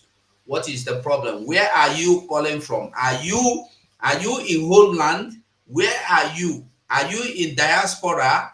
Where are you? And what is your problem with voting? Okay, we continue. Dixon, sorry to put him. We've been talking about, the need for regional collaboration for cooperation for security of lives and livelihoods. If you look at the states involved, we have Kaduna, Kano, Katsina, Kebbi, Jigawa, Sokoto, and Zamfara. These are states that are most affected by, banditry, terrorism, communal conflicts, and all of that. Do you not imagine that this summit might engender and foster peace and security of lives and livelihood within that region? Do you not feel, because this is what we always often call for? That's what I'm saying. I disagree. That's my own personal opinion. For the fact that you have been 5, 6, or 7 states trying to come together, synergize, it's not going to foster peace. We're talking about threat here. We're in a threat situation. Nigeria is in a state of threats. You understand? We are talking about how do we so take what should they do then? Should they sit back and watch unconcerned? Because, this has been going on end. Okay, that is why I tell you that if we don't have all the application in place to take out this criminal element, we'll keep having meetings, we'll keep having regional talk, we'll keep having conferences, we'll keep having what you just talked about. You see, when you have all these things in place, which are good way to discuss security issues, then how do you take out those sponsorship? We need to start looking at who are the sponsors of these criminals. We need to look at where they're coming from. We need to start looking at, you see. This one just the wake up, it be like, go and join Ukenya James, go and join South Korea family. Go and join South Korea liaison. Join the family, okay? Any problem, if you are in anywhere in this world, in diaspora, homeland, you have your liaison. Go and join your liaison. If you have any problem, you tell them. We don't go past the level where somebody go call here, come they say, I need vote. This time, from diaspora, Maze, hey, you get a CBO. Okay. So, when UAE have told you that the people sponsoring terrorism in Nigeria are in your Aso Rock, they are in your ambassador seat, they are your ministerial seat, they are your governors, they are your financial officers, they are, I don't know, what are you looking for again? No point of looking at them. Don't forget, say Musa one time came out and say that there are elephants in the house that are not allowing them to fight these terrorists. Don't forget that one. Musa talk with his mouth. Musa use his mouth, talk that time. He said that there are terrorists, there are elephants in the house that are not allowing them to fight against these terrorists. Who be the elephant in the house, Nami? And besides, you don't see some vice president where they go eat with the terrorists. You don't see him go visit them. You don't see many pictures, even video of him visiting them. So why are you sitting there telling me, you look at this? When people stay in abroad and start speaking rubbish, I look at them as fools. You know, important. And if he say he be security expert, Siam, na security expert. When you don't stay for Nigeria, you run away, you go another country because security expert. You go there, the lie for people head, lie for country. Have you been able to expertise in Nigeria security problem? Tell us, why are they in Biafra land? Is as a security expert, why do you have Air Force roadblock in Biafra land? Why do you have Navy roadblock in Biafra land? Only in Biafra land all these things they exist. You say you be Biafra, you be security expert that don't know your left. Paco expert, Paco name you be.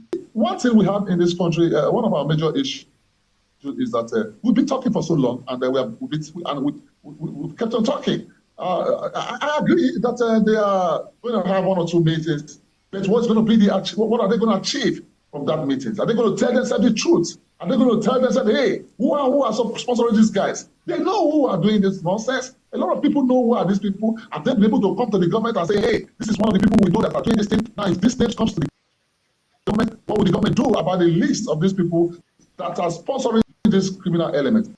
If they don't, fetch out most of these sponsors of criminals, everything they're going to discuss in that meeting is going to be a waste of time. And that is the truth I'm telling you here. It's going to be a waste of time. Do you know how many meetings, how many conferences locally and internationally that has been carried out within the northern region, both in Abuja and other parts of the country to take out these guys? Now, these are what we call operational discussion. But when we talk about tactical disposition, we need to start looking at tactics and methodology to wipe out these guys from our territory and, build the confidence of the Nigerian people again. It's not easy for us to be talking about this issue every day. It's disturbing. It's painful that you have friends calling you from every part of the country asking you what is happening in your country. I agree. We have a porosity. The porosity of our borders have contributed to most of these issues. And that is why the problem we have is multidimensional. And when you have a multidimensional problem, you need a multi-faceted approach.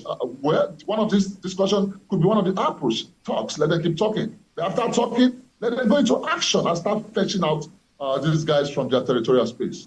All right, so now that we're talking about action, the military tactics, some weeks ago, the military task force in Plateau assured farmers of a secured farming season. You're aware that we are facing a food crisis in the country at this time, which has, tripled down to the southwest region. How effective do you think this move will be, having the military follow farmers to their land to farm just to have access to food? For how long will they follow the farmers? You see, terrorism is broad. This food terrorism.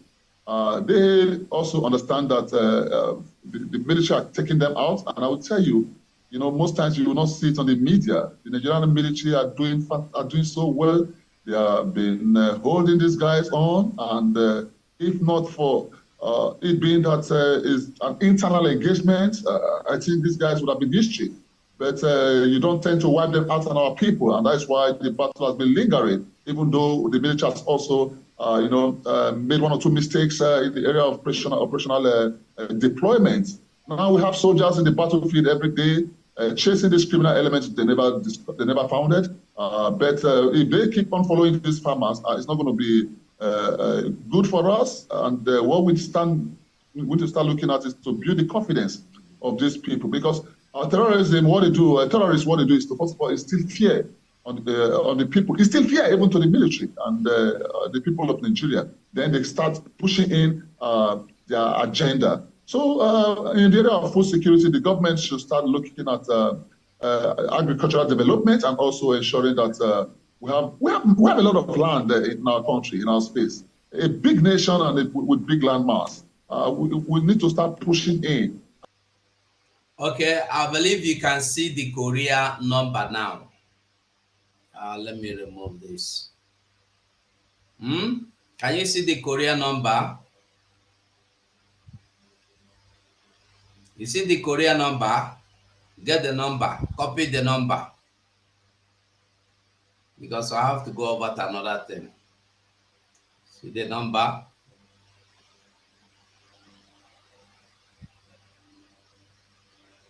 Where Korea then? I don't care. See, I'm here. Hold on, let me bring it out for you. I believe you see I'm now. You see the number?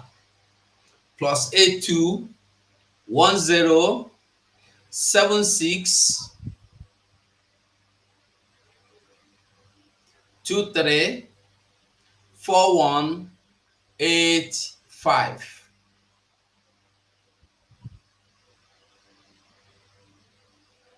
Let me try and put it for you in the comment section so that where that person is can be Kenya. Apply.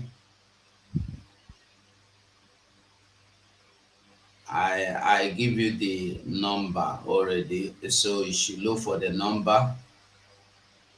Okay, James, that is the number. You can get it there anytime, any day you want. Call them, and then call them.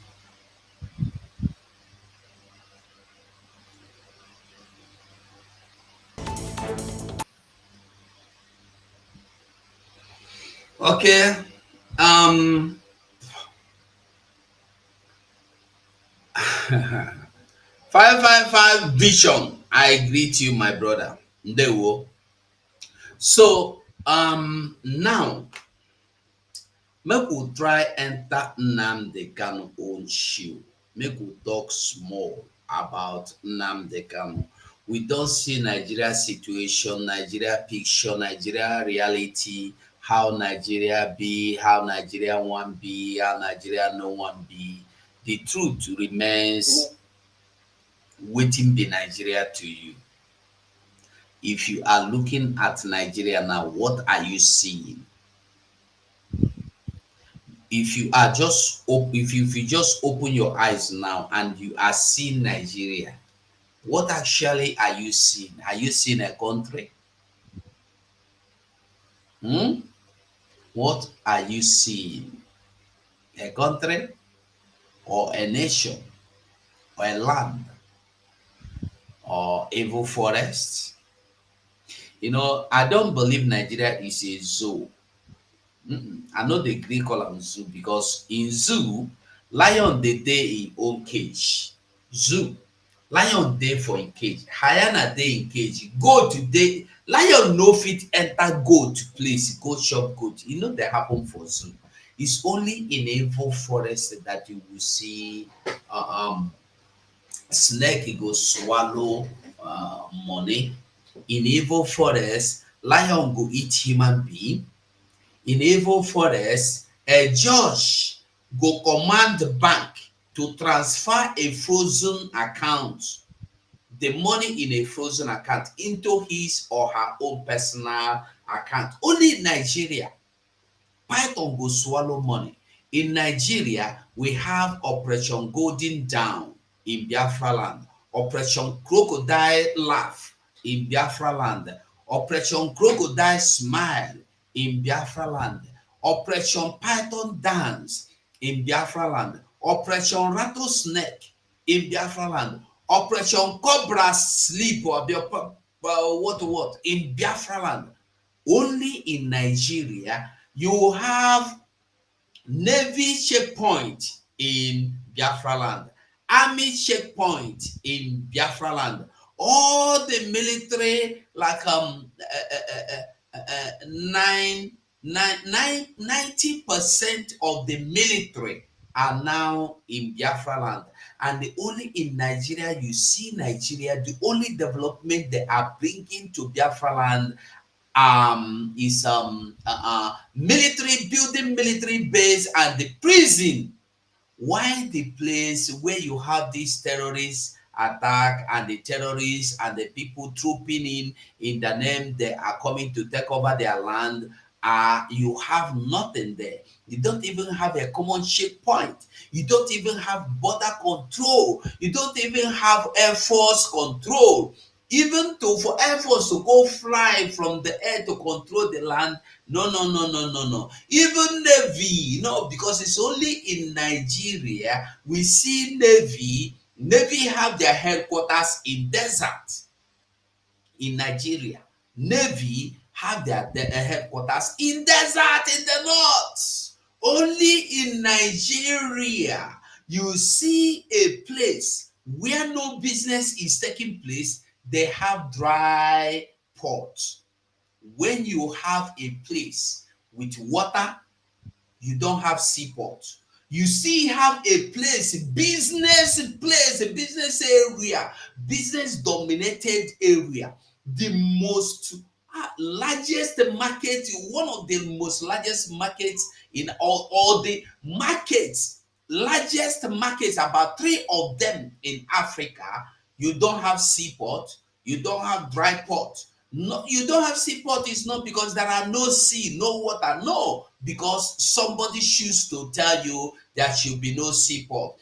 At the same place they tell you there is no seaport, is the same place UN is shipping their equipment from. The same place UN is bringing in their equipment from, heavy machines into the country, into our Biafran land, from the Warri, from the Port Harcourt. Yet you cannot use it to bring in your goods. Okay, now, may they build you dry port now? No way. All in the name of evil forest. And somebody is still there fighting Biafra restoration because you are looking for 2020, you are looking at 2027. And they will Kenya James and they will you want power. Kenneth Okonkwo is looking for a post. Maybe so that he go, if he get it, make him follow the senator. Make them follow the shop money. That money go finish for una mouth. Una never see nothing. Biafra will wipe away una evil from this land. Una evil go end. Must. All of them are oppressors. You can imagine a land where terrorists have free hand, where terrorists are being celebrated, where terrorists can operate freely, where terrorists can kidnap freely. The thing, Boko Haram people, I wonder the kind land where there you see terrorists telling you this, that. If you do not want to rise, continue to wallow yourself in your dreams. Continue to die in your dreams. But the truth remains, that Biafra is coming. Whether you want it to, whether you don't want it to, and when Biafra come, you go give account. You go give account. That song that say, na gafe di ka papando kototo, kenala umbanyanwo wara, etu aka ga-esi na ọlụ ụwa nke ala, naanị ọlụ anyị ka ga-eji cheta anyị, naanị ọlụ anyị. When Biafra comes, what will you be remembered for? Will you be remembered for fighting against the coming of Biafra? Will you be remembered for reporting channels of people, reporting platforms? Will you be remembered for not voting? Will you be remembered for not supporting financially when we see that you have this money? Will you be remembered for? I beg, like this video for me. Like this video. Like I'm just hit the like button. You no come out anything for your hand. You no go come out anything for your body. I beg. You no go come out that. Just try and like them. So waiting they go remember you for. They go remember you for saying Nigeria is the best country in the world. Okay, obviously. Now, for people, the thing they sweet me, and for that, I don't even care to know how they sing out for English.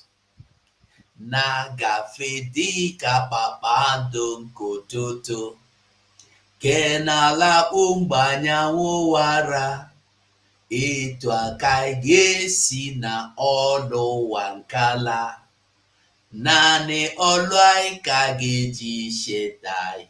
Oh, naanị ọlụ anyị, naanị ọlụ anyị, naanị ọlụ anyị ka ga-eji cheta anyị.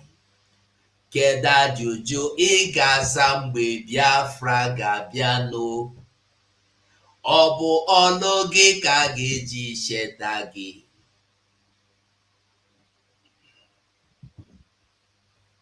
Thank you, Ego, thank you. So, I beg everybody, do something. Do something. You see, they say internet does not forget. They go see, say, when in 50 years to come, they go bring out, they go say, get somebody when they call who go 247. They go bring out to go 247. They go see, hey, who belong, they go Ibo. No, they go na good supporter. They go see divine. OBS. They go say these people die. They don't know Chikezi. Hey, okay, James. He say he don't vote. They go see everything. They go see. Sunny. They like waiting that they do about Biafra. And they remember there were videos where people were fighting against what we were doing. When we'll be doing program, people will come out and say, you are all criminals. You will all die. We will all kill you.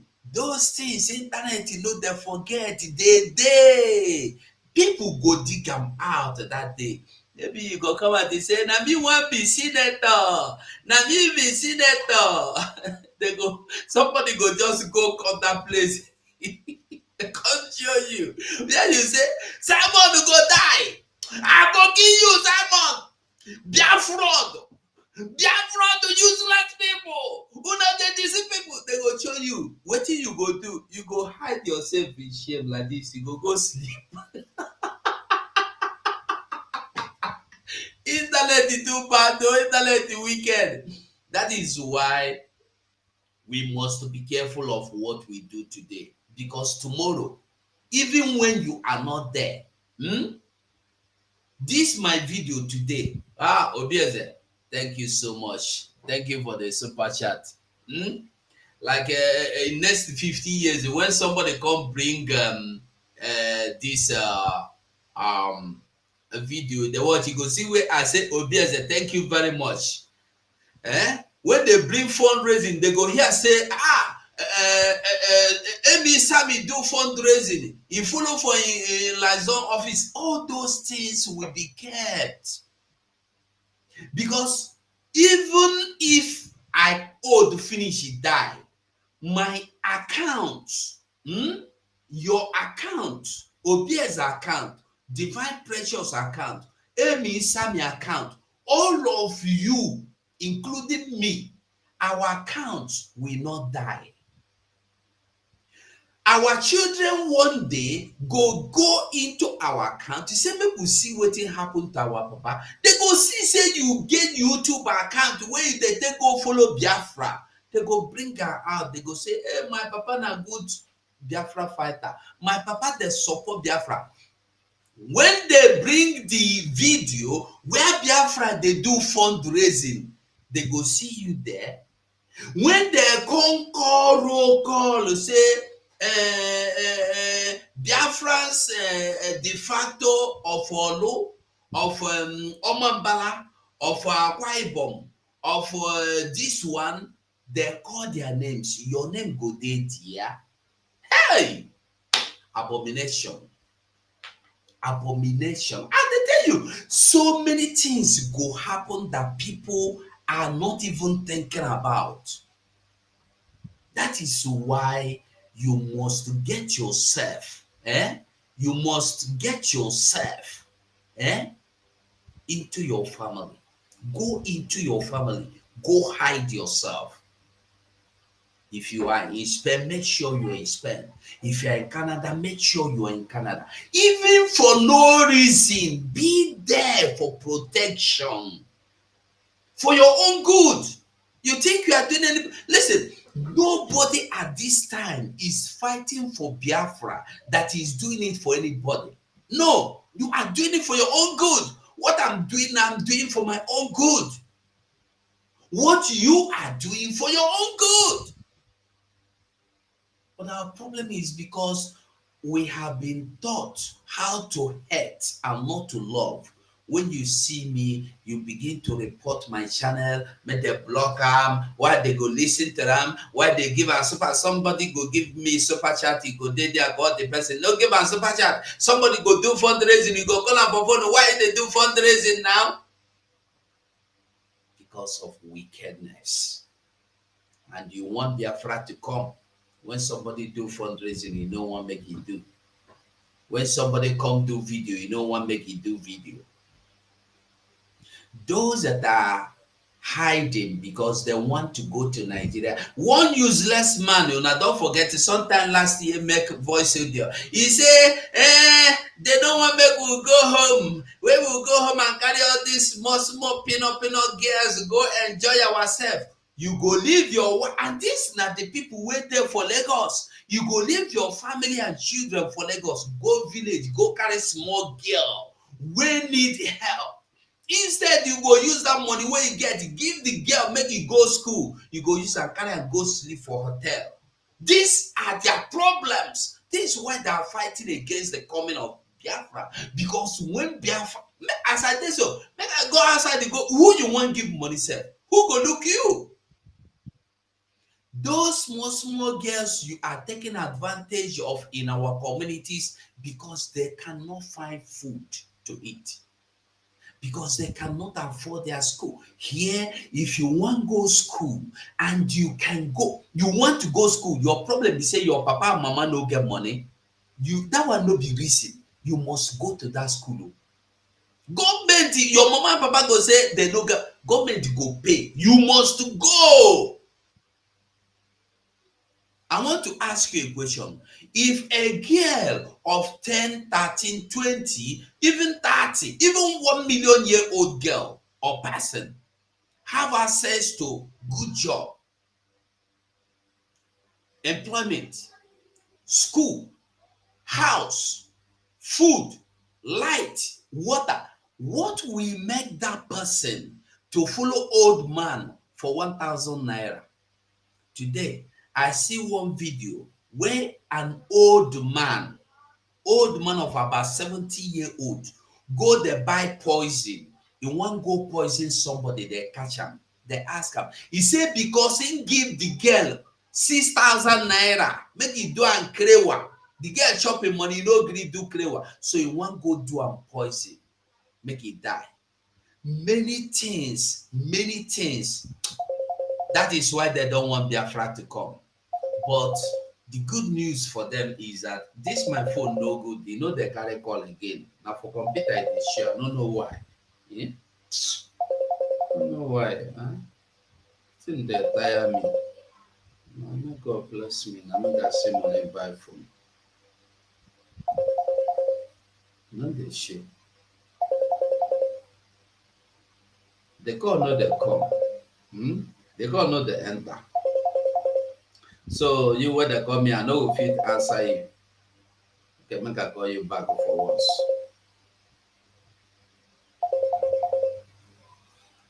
All right. So my people,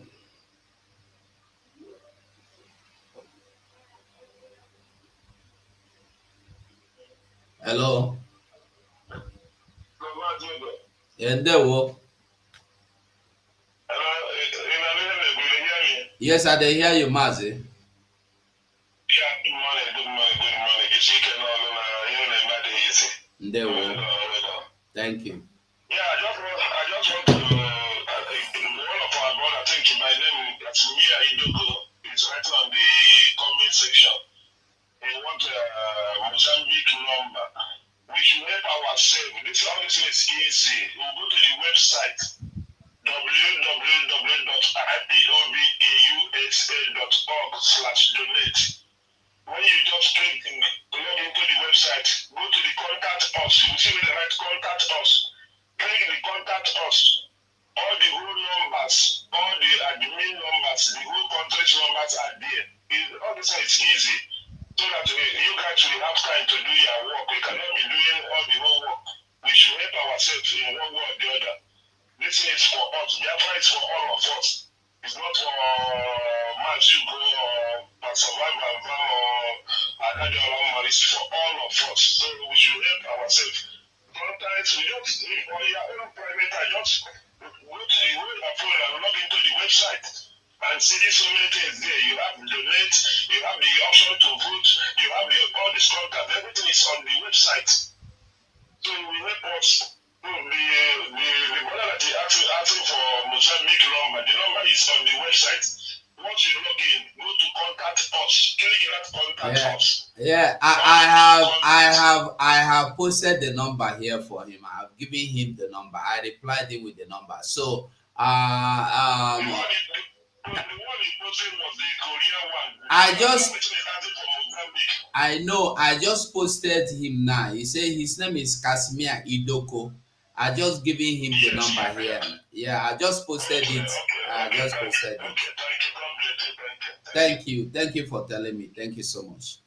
Yeah, thank you. Yeah, okay. Biafrans, you heard him right. Anything you want, you can go into the website. They know they pay money to log into the website www.biafrarepublicgov.org. Period. If you go there, anything you want, any information, any contact, you go get them. If you have an asylum problem, any type of problem you have, you can get it there. You get the solution. People know they feel like say somebody fit get. This is not about Nigeria where people they get access, some know they get access. This is Biafra. Like now here, if I want go any office, I don't know how to go the office. I go type, I go see their phone number, I go call the office. They go tell me the day where they do their, or the day where they operate the time. You go see them, even you go there, you go see them. So Casimir, I don't post the number, give you. Casimir Idoko, Mozambique number, don't post and give you. So I beg everybody, let us try and help ourselves, I beg. And if you are not in any family, if you are here now, you are not in the family, in the Lizon family, tell me now, I will give you the number of that place where you did. Whether in diaspora, Africa, Europe, Asia, tell me now, I will give you the number here. I don't bring the contacts out. I will just copy and give you here. So I beg everybody, make we wake up. So, Biafra Republic Government in Exile Prime Minister Simon Ekpa and his Biafra Defense Force, his Biafra and the Biafra Defense Force dominance and the ruthless assault on settlers what some Musa and some people in terrorist uniform are doing in our land. And because of this, they are now calling for Mazi Nnamdi Kanu release. They are saying so many things. Let's see, 50 lawmakers gathered together telling you they want Nnamdi Kanu freed. 50 lawmakers sign bill. Tinubu, leave Nnamdi Kanu. We don't finish.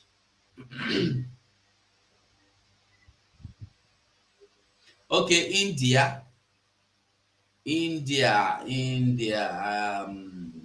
let me see. India.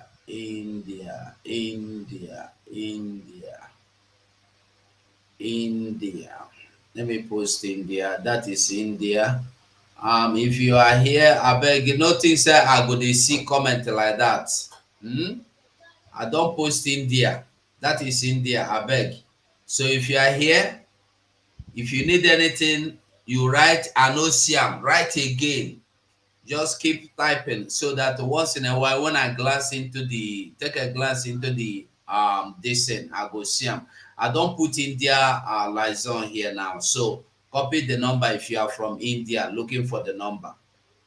So make we go over to Mazi Nnamdi Kanu side now. Let's go and listen to this. Lawmakers under the aegis of the concerned federal lawmakers for peace and security in the Southeast, spread across the 6 geopolitical zones of the country, have appealed to President Bola Tinubu to invoke Section 174 of the 1999 Constitution as amended and Section 1071 of the Administration of Criminal Justice Act 2015 to release the detained leader of the proscribed indigenous people of Biafra, IPOB, Nnamdi Kanu, from the custody of the Department of State Services, DSS. 50 lawmakers elected on the platform of different political parties believe the presidential gesture would engender peace in the troubled southeast region of the country. This cannot be kept by force, but by understanding.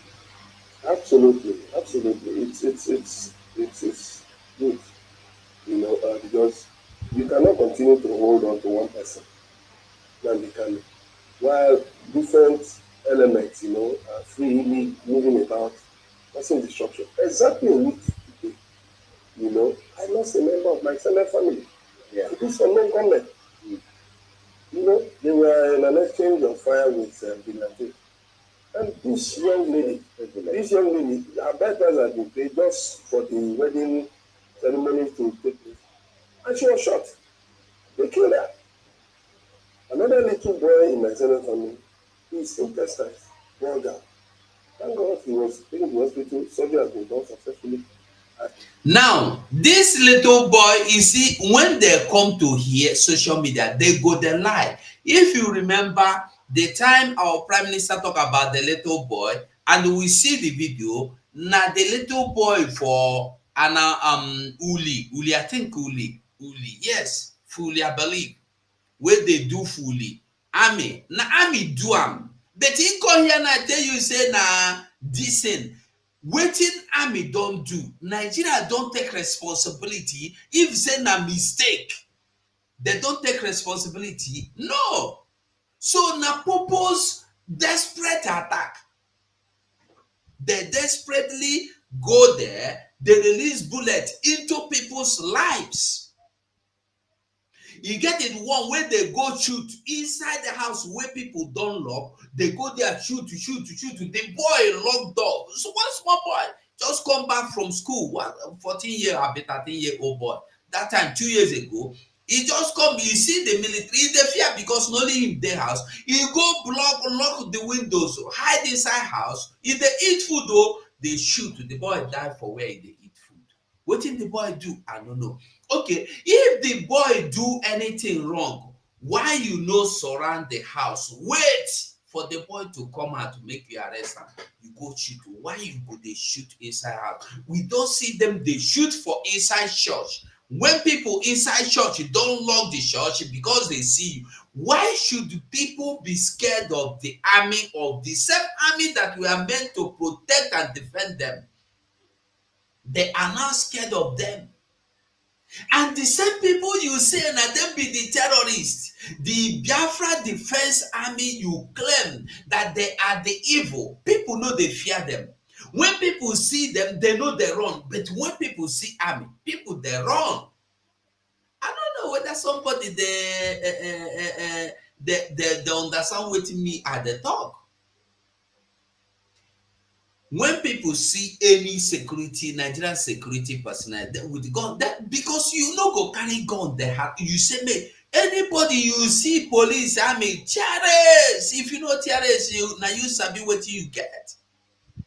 But we have seen the Biafra Defense Army being held by the same people where you claim they are buying. I don't know whether I go fit see the video. I show you the people they celebrate them. When people see Biafra Army, they celebrate them. They jubilate, say they see their army. But when they see what do you call it? When they see Nigeria own, they go wrong because their bullets now for them.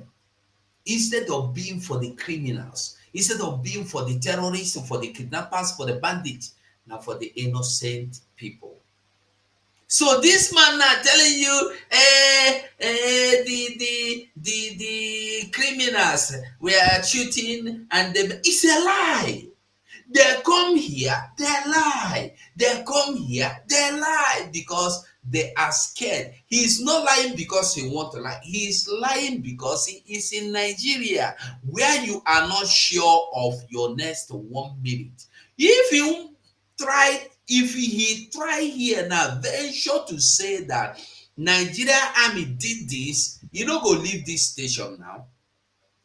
For here now, they go come here, whisk him away like a chicken, and he no go come back again. So he have to defend his life. That's why sometimes when I say, that's why I said it will be better for you to keep your mouth than to come out to talk at all. Don't come out to say anything. Keep your mouth shut. When they call you for interview, say, I no one come. Oh. Did we not see the other man the other day, doctor, coming out to tell you that, hey, if I talk now, they go come out my title for my head, though. Make I just keep short. But because you are in Nigeria, where you don't have freedom of speech, yet they say that democracy. Rather, bandits, as they call them, have freedom of speech. Boko Haram have freedom of speech. But you don't have freedom of speech. Where somebody that steals a telephone will be sentenced to death. Why people that have wiped out an entire community will be forgiven and will be given opportunity to become president and the leaders of that nation. Where people that have done ethnic cleansing, kidnapping, massacring, sending people to mass grave, taking over communities, renaming the communities, are free because they say we are repented today. They are free to become even the president, any position they want. We see military officer tell you. Yet, if you steal telephone, you'll be massacred.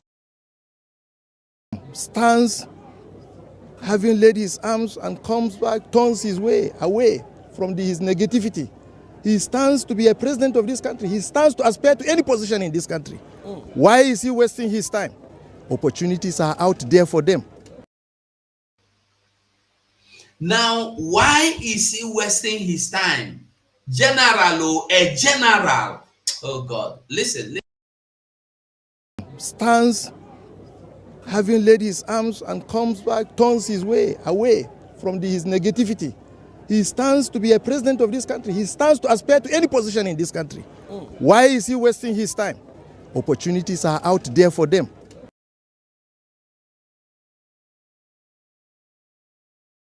Unfortunately, the topical issue in Nigeria is restructuring.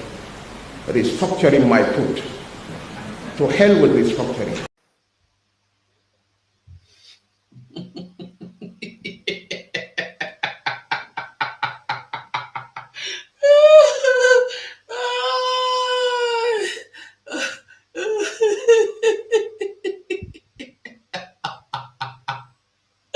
Hey! Una they make me laugh. These people with the clamor for one Nigeria. Oh, God have mercy. God have mercy.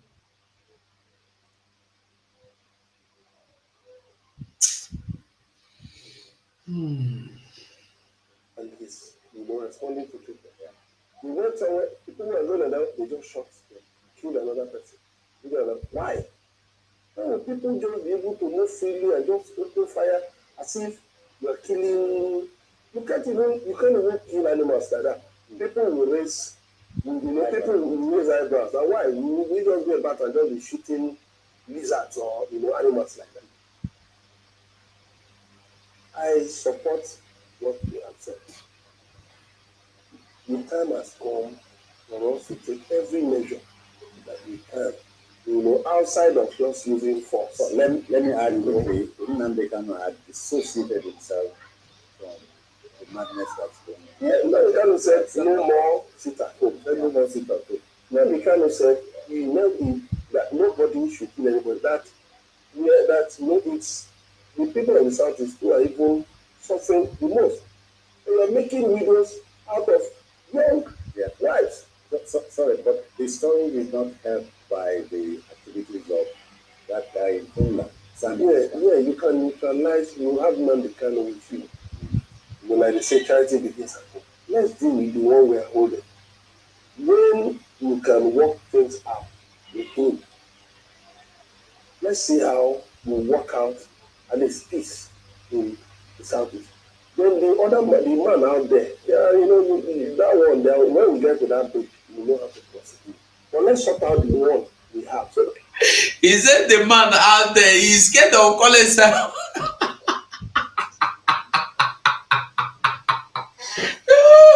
Then they fear to call the name Simon. Hey, these people say, boy, they fear for everything. They know they feel. Listen, Simon Ekpa know they eat person. Call him name, but don't lie against his name.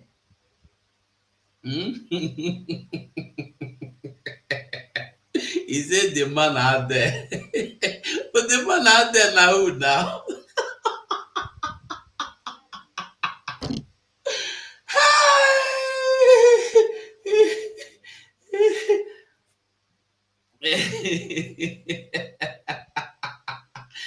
How these people,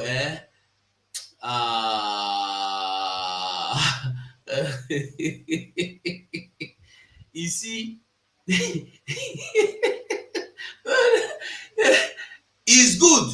No, I am happy because they are now beginning to understand that what we are doing is not a child's play. We are no longer joking. It's good. The same way you should be scared of pronouncing terrorists, the same way you should be scared of calling Nigerians atrocities, is the same way you should be scared of labeling me evil that I am not. We are Biafrans that have done nothing. Why do you call us criminals? Why do you call us miscreants? Let Abaribe go and stand there again and label us criminals and terrorists and the miscreants. We go label and the same thing. Now remember, now anything you want to, or anything you bring, we go carry and follow you. Anyhow you show, we go show, give you back. You no go call me criminal, I go look you. I go call you back, I go give you back. Now where we dey now? That you see, there can be peace in the southeast. The situation is really horrible. I suppose the talk around the country is about a political solution to the Nnamdi Kanu story. Yeah, I think that should be on the table, because I know last week also the lawyer was saying something about negotiating. Yeah, I'm not out of court. You did that to the judge, and the judge was saying it's not in my hands. We are meeting the AGM, to discuss that. So I think they are thinking about that. It means they really want that political solution to the matter. And if he agrees with the political solution, if LG should look at it, it should be based on their terms. Don't forget that they also jumped bill 2017. So that is still going to be fresh in the memory of the LG. So do you see that criminal? He said, don't forget that he also jumped bail in 2017.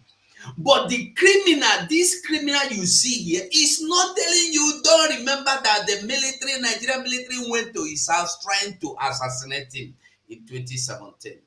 You see the criminality in their lives. That is why when you see them, they look like Ekwesu. That is why I used to tell people that when you leave Ekwesu, leave people like this thing you see on the screen. I go choose Ekwesu, leave them, because they are worse than the Ekwesu. Look at him.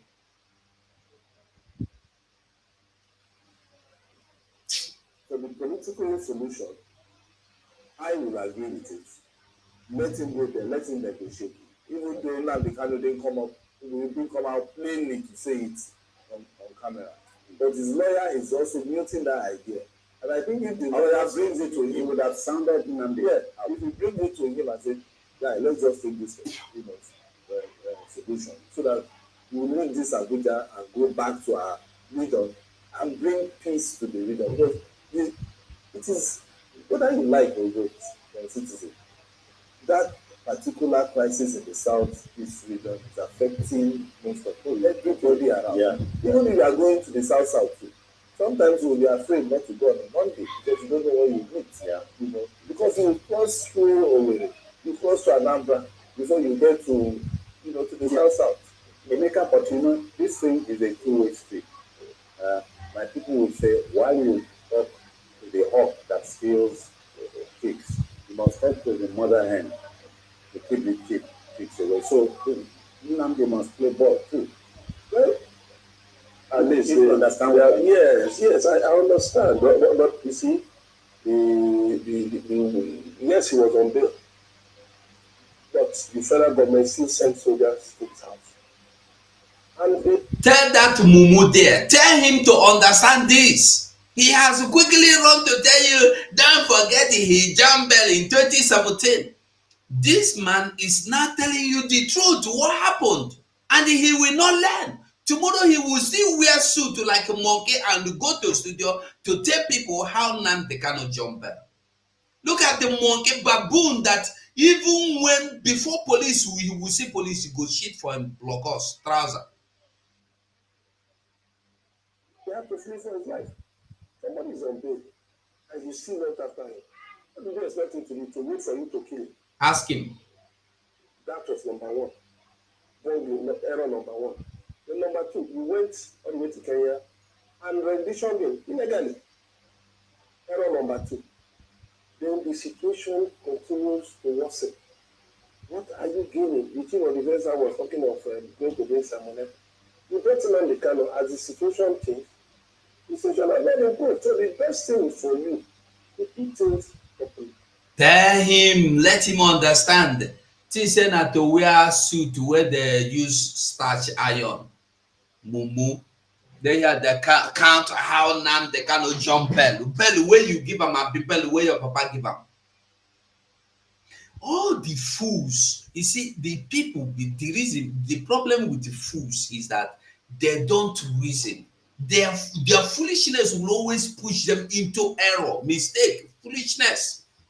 That is why today they have not counted the cost of kidnapping Nnamdi Kanu. They are thinking how to kidnap Simon Ekpa. Iwenye will have $500,000 to place bounty on Simon Ekpa, but he don't have this $500,000 to place or to build industry for people. He don't have this $500,000 to build common hospital, common road, common school. You know if he do am, but he have money to place on Simon Ekpa. This will tell you the kind of people, the level of their mental capability, thinking faculties. When I tell you that people that are as old as 85 can no longer reason well, people don't understand.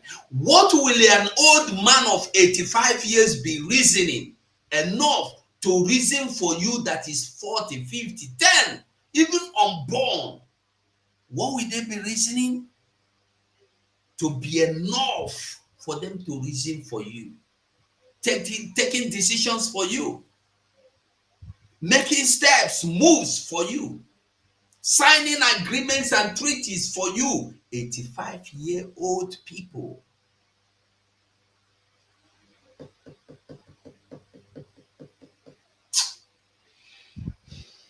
I wonder within the world people, I wonder. But there's this issue of some unscrupulous guys taking advantage. Let me tell you, when the military was evacuated, you have criminal elements who just look for opportunities.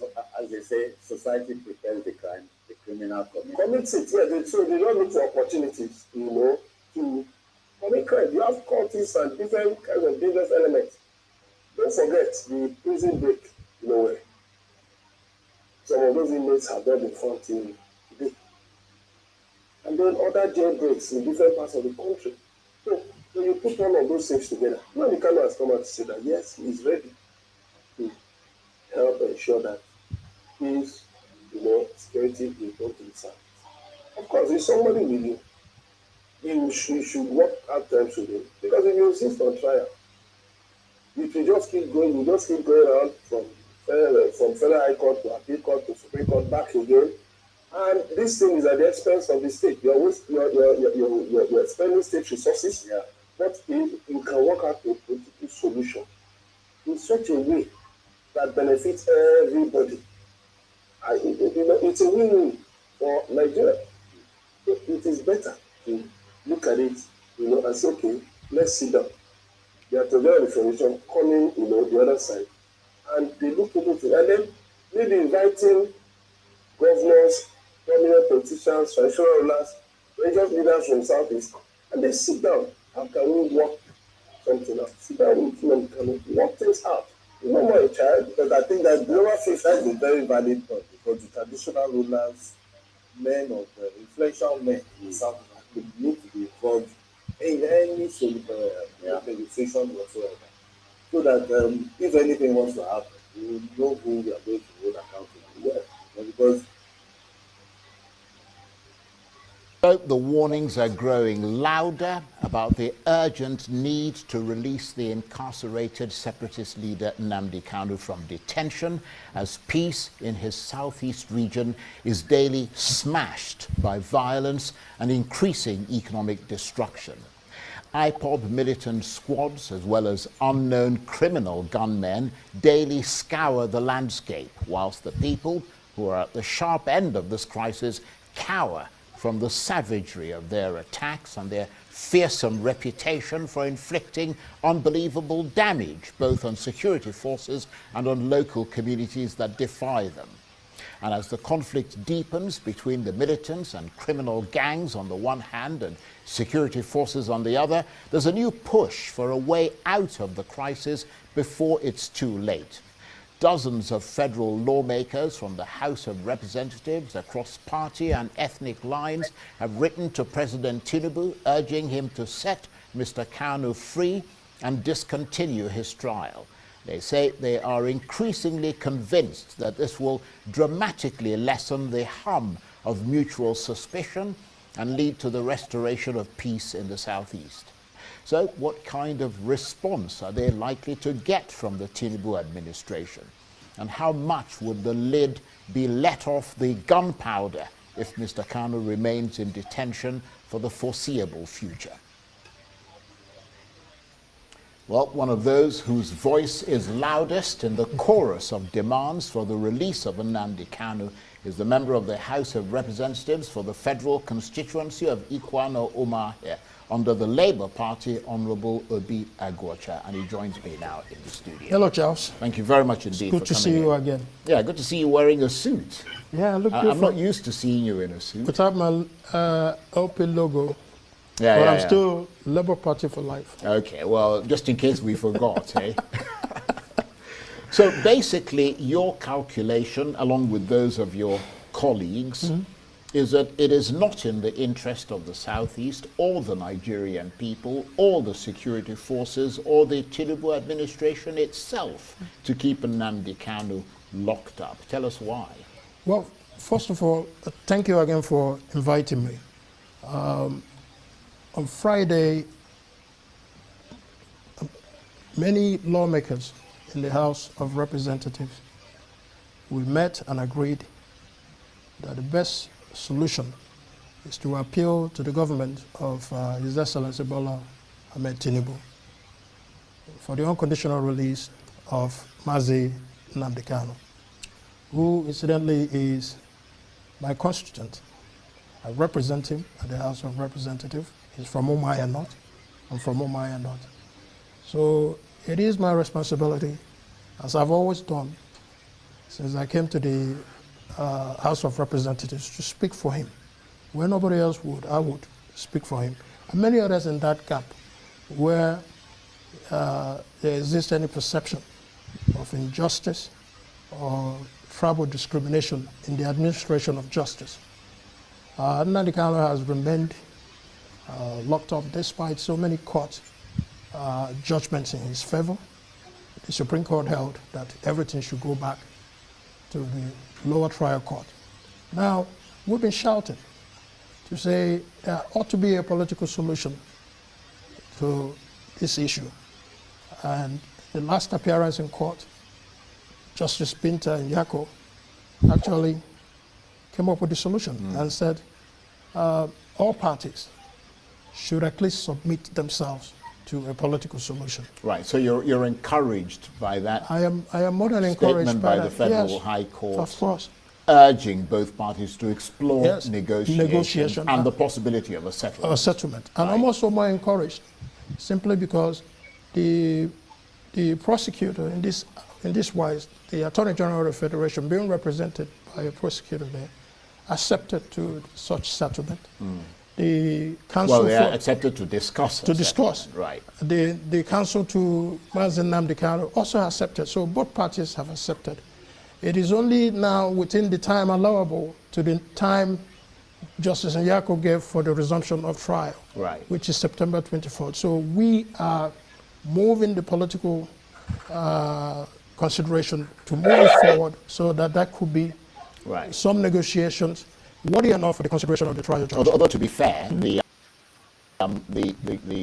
lawyer representing the government made it clear that it wasn't within his remit and that they would have to go directly to the Attorney General. Of course. Obviously it will be up to the Attorney General hasn't responded yet. The Attorney General has not responded yet. Yeah. But the Attorney General also takes instruction from the Commander-in-Chief, President and Commander-in-Chief. So that was why we were appealing to the Commander-in-Chief to direct the Attorney General to invoke Section 174 of the Constitution of the Federal Republic has amended Section 174(1)(c), Section 174, subsection 1(c), and subsection 3. Basically talks about the powers of the Attorney General, that an Attorney General at any time before a judgment is rendered has the authority or the power to be able to withdraw his suit. So we want him to take care of that, and also to invoke Section 107 and Section 108 of the Administration of Criminal Justice Act 2015, which basically talks about discontinuance of a criminal case and the withdrawal from prosecution. So we believe there has been a precedent set in other cases, whereby recently the chairman of Metiala was at the determination of the court. His matter was settled. Sunday Boho, at the determination of the court, his matter was gone. So at the determination of the court, and rightfully so, his matter were gone. Emefiele, I keep pronouncing his name wrong, the former CBN governor, was granted bail. Emefiele was granted bail. It now appears that as if Nnamdi Kanu, who was also charged alongside these other people for the same treason, appears that there is one set of rules for the rest of Nigeria and one set of rules for an Igbo man. And there is also one set of rules where a Northerner is freed, a Yoruba man is freed, a Middle Belt, South man is freed, and then when it comes to the Igbo man, he will continue to languish in prison. So there's an issue. Are you listening to the man telling you the whole thing the same way it is? That you don't have the same law. You have different laws, two sets of law, one for Nigerians and the other one for Biafrans. And the ones for Biafrans are injustice, lawlessness. Whether you like it or not, he has said it, and that is the way it is. But people will not understand this simple thing. Will this man come here and come explain to you? If not, how can a terrorist that have gang, that take over communities, send people to mass grave, kidnap people in hundreds, take ransom, fight army, not army, you free him? These are the same people that operate with most expensive arms, weapons. You free them. But Mazi Nnamdi Kanu, you kept him there, saying you are charging him for terrorism, treason, and co, and the rest of them. Your court have discharged him. You are keeping him there. And you will see somebody like Abaribe foolishly coming out to tell you that the problem is Simon Ekpa.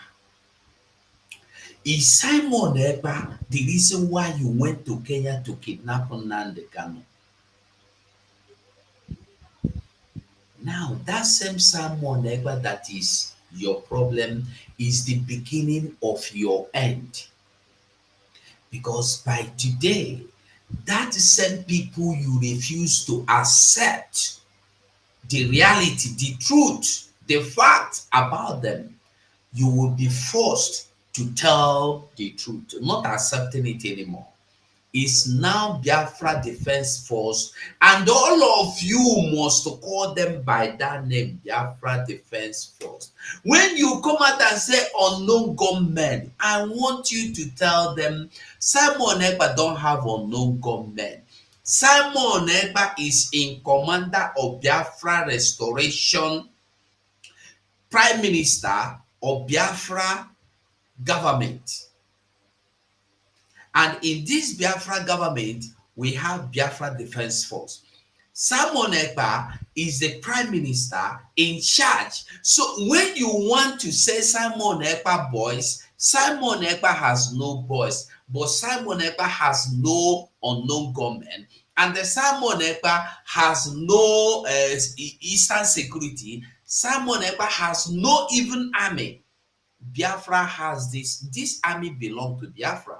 Me and you, we are all Biafrans, so this army belongs to us all. The earlier we begin to understand this, better for us. So Nigerian journalists should better begin to brace up in telling themselves the truth. This is not about Simon Ekpa, it's about Biafra. When you come out to tell people, Simon unknown government, Simon don't have ESN, Simon don't have unknown government. So it's not about Simon, it's about, say, Biafra Defense Army. Call them what they are. This is why they will not stop at anything but freedom. Issue of injustice, regardless of the expectation of bias that people may have regarding Nnamdi Kanu or not, isn't material, is inconsequential. But in this country, everyone is subject to the rule of law. And I'm so happy that Justice Nyako recognizes that and has given an opportunity for all the parties to come together. And we're appealing to the president. I have known the president to be a listening and attentive president, and that I would not wish to see the president to do otherwise. Doing otherwise will render the Southeast to continue to be savaged by bloodshed. Every single day, many people, scores of people are being killed mercilessly in the Southeast, including military officers.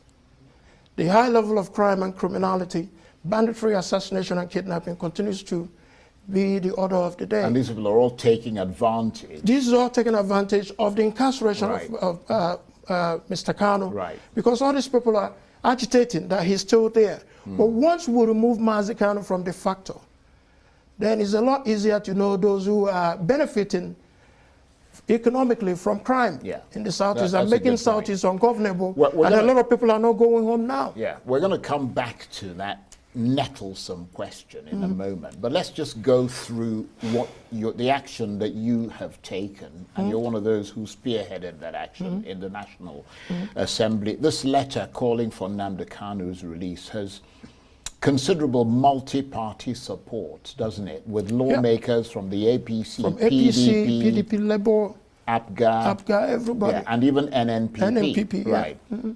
And there seems to be an urgency to your call for Kanu's release. I think you mentioned some of that, but just tell us a bit more about what spurred you and your colleagues into action at this time.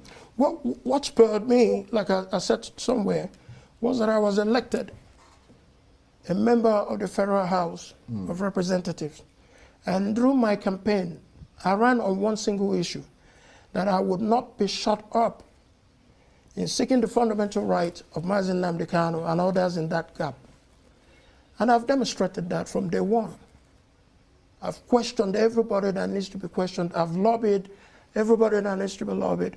I've consistently made my case for it. Well, would you lobby in the same way for someone who is not from your constituency, or who's not from the Southeast? I'm a member of the National Assembly, and that's what it means, that I'm not just there. So you're there to stand for justice. Right. I want to stand for justice. So, but in this wise is Nnamdi Kanu and the sensitivity of it. Now, my colleagues honored me by accepting to be a part of this. I could have easily done it alone, which would not be successful. I could have also done it through other caucuses, which will not be successful. But this is for the first time that Nigeria is asking for the release of Mazi Nnamdi Kanu, as been demonstrated by the members of the Federal House of Representatives representing various constituencies across Nigeria, coming together on this sensitive issue. And how many are they? I mean, because initially, I think the newspapers were, some said 43, others said 50 lawmakers coming together. Honestly, it must have been typographical error. The number is actually 50 that have signed, ready to go. Right. But because that we are on recess, we believe we will resume back plenary on or about July 2nd. And today we have commitment that would actually put that number over 150 honorable members all across political divides, all across the nation. Well, that's a sizable number. Of course, to demand for the release of Mazi Nnamdi Kanu. And I'm highly honored by that. Yeah, and you called, I mean, you mentioned this earlier, for the Attorney General to discontinue the case based on sections of the Nigerian Constitution, which yeah, not just, but for public interest. Right. For Yeah, public but I need to get to a point here, because you're saying that that section, I think it's section 174, gives him the power to end the trial in the public interest, in the interest of justice, and the need to prevent abuse of legal process. And you... The section that gave him the power to end the trial, that's Tinubu, yeah, we know, is the same section that gave him the power to free the terrorists from the north, free Showore, free Sunday Igboho, and free other people, and free, what is his name, Mieti Allah leader, but did not free Nnamdi Kanu. Why? Did not, has this not explained to you that the government of Nigeria is not being run by Tinubu, but by some people that are controlling Nigeria? Yet you don't understand this. People will go and sit down to deliberate how they want to win Nigeria, take over Nigeria. Because Tinubu has nothing against Nnamdi Kanu. You should know this. So it's not in the power of Tinubu to let Nigeria go, to let Nnamdi Kanu go. But as you see that the BDF, Biafra Defense Army, with the Prime Minister, we continue to dominate. These dominance now that has pushed almost all, more than 50 have signed, and the more are still signing, senators. All of them will sign and take Tinubu, leave this man, or our military don't finish. Because already the military don't finish. They know they again. The military know they again. If you think, say you want to join them, they do recruitment every day. Go join them.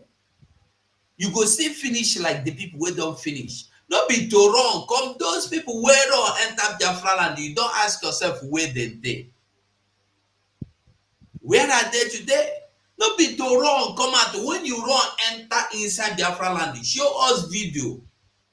We greet you for coming. But when you run, finish, you come, they also show us video as you they run inside the Biafra land. That they run, hey, we are going to border. As you do that finish, show us video again. It's only a fool that will believe lies, fairy lies, tales of lies by the useless, wicked people against the coming of Biafra, hoping and thinking that the lies will turn to truth.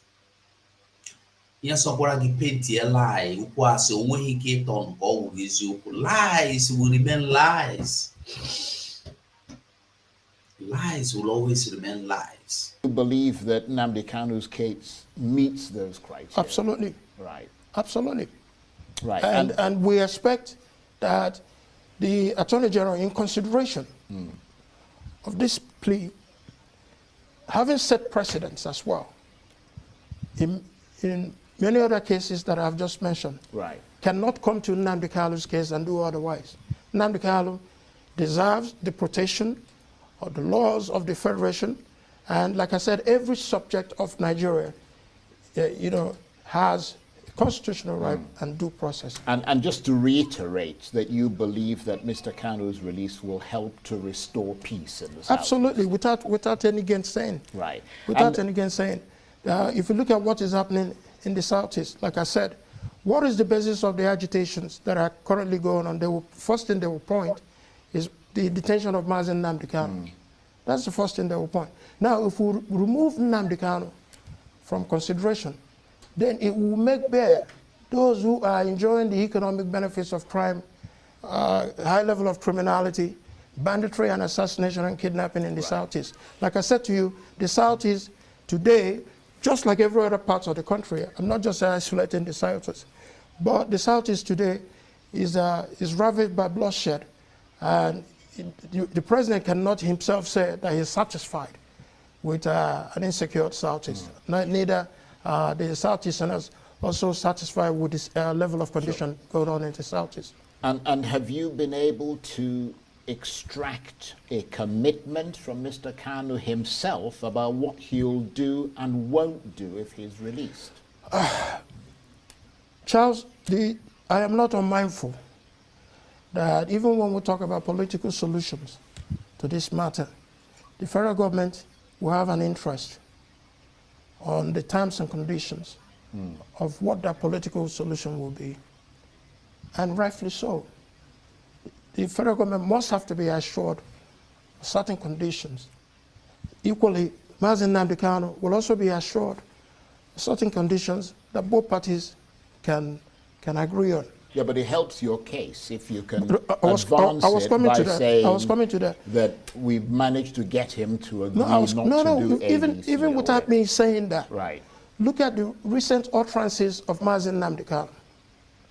Mazi Nnamdi Kanu has come out and opposed Monday sit-at-homes which have ravaged the economy of the Southeast. He has also opposed all the senseless killings, and I've said the Igbos cannot continue to kill themselves and expect a change.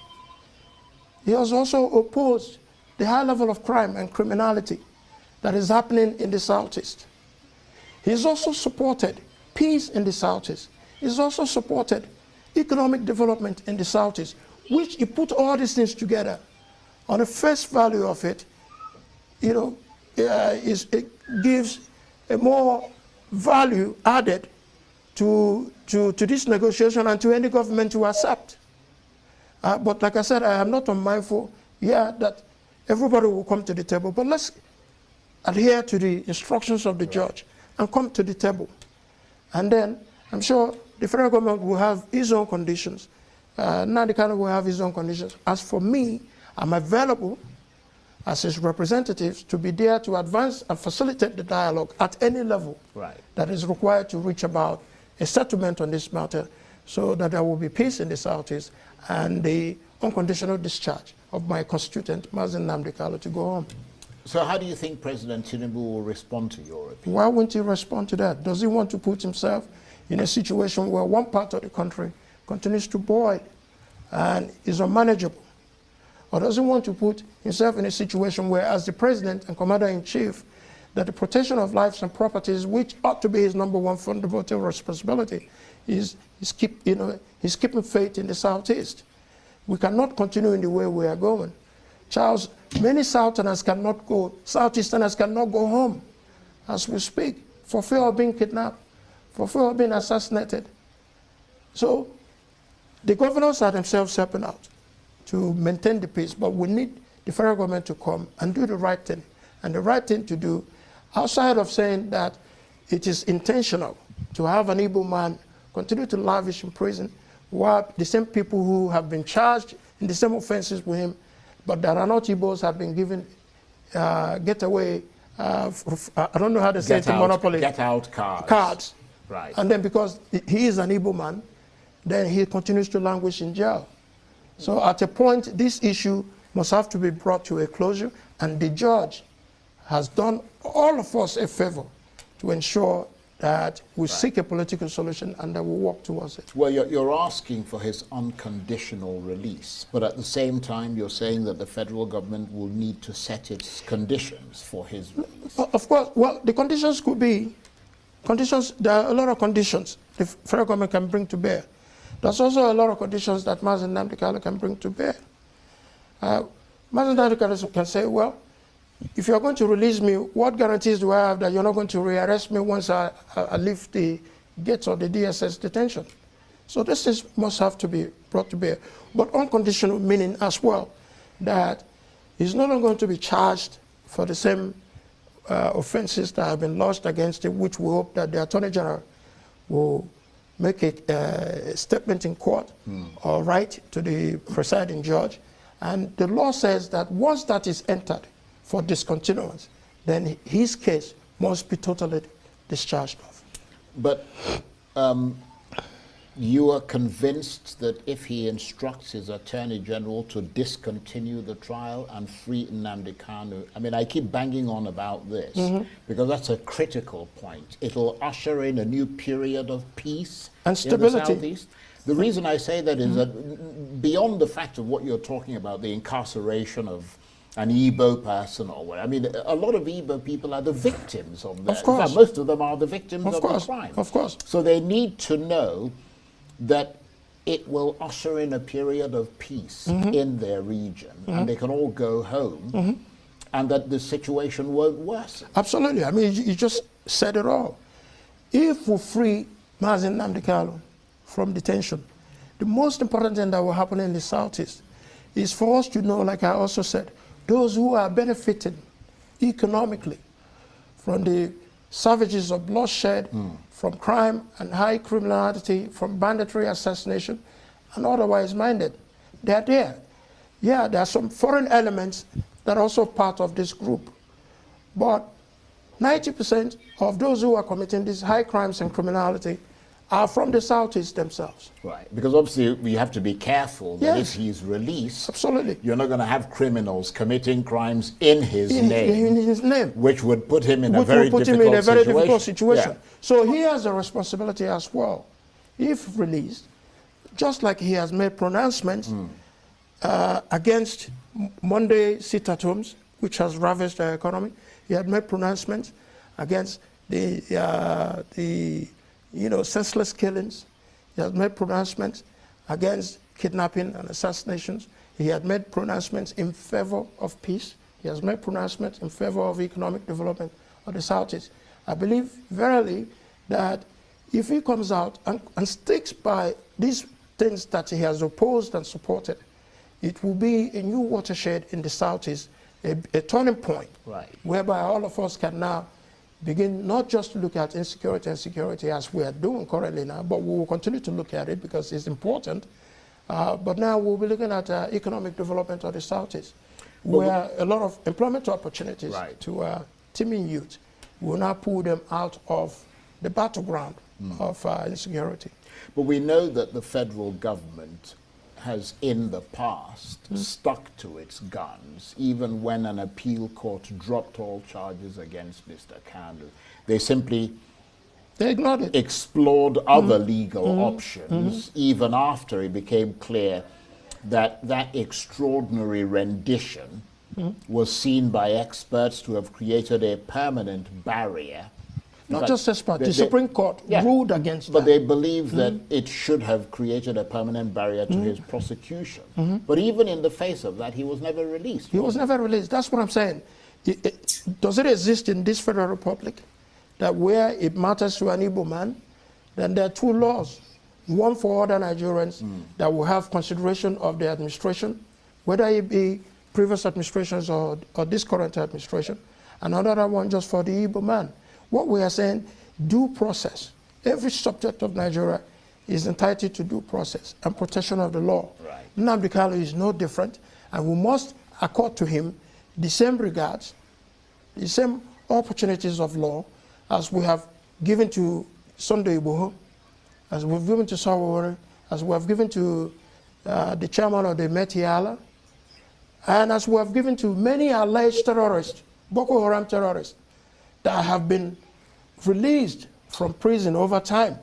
And yet, what crime has Nnamdi Kanu committed that is bigger than what all these other people have committed that doesn't warrant the federal government to be able to look at it favorably and, invoke Section 174 and invoke Section 107 and 108 of the Administration of Criminal Justice Act and the Constitution.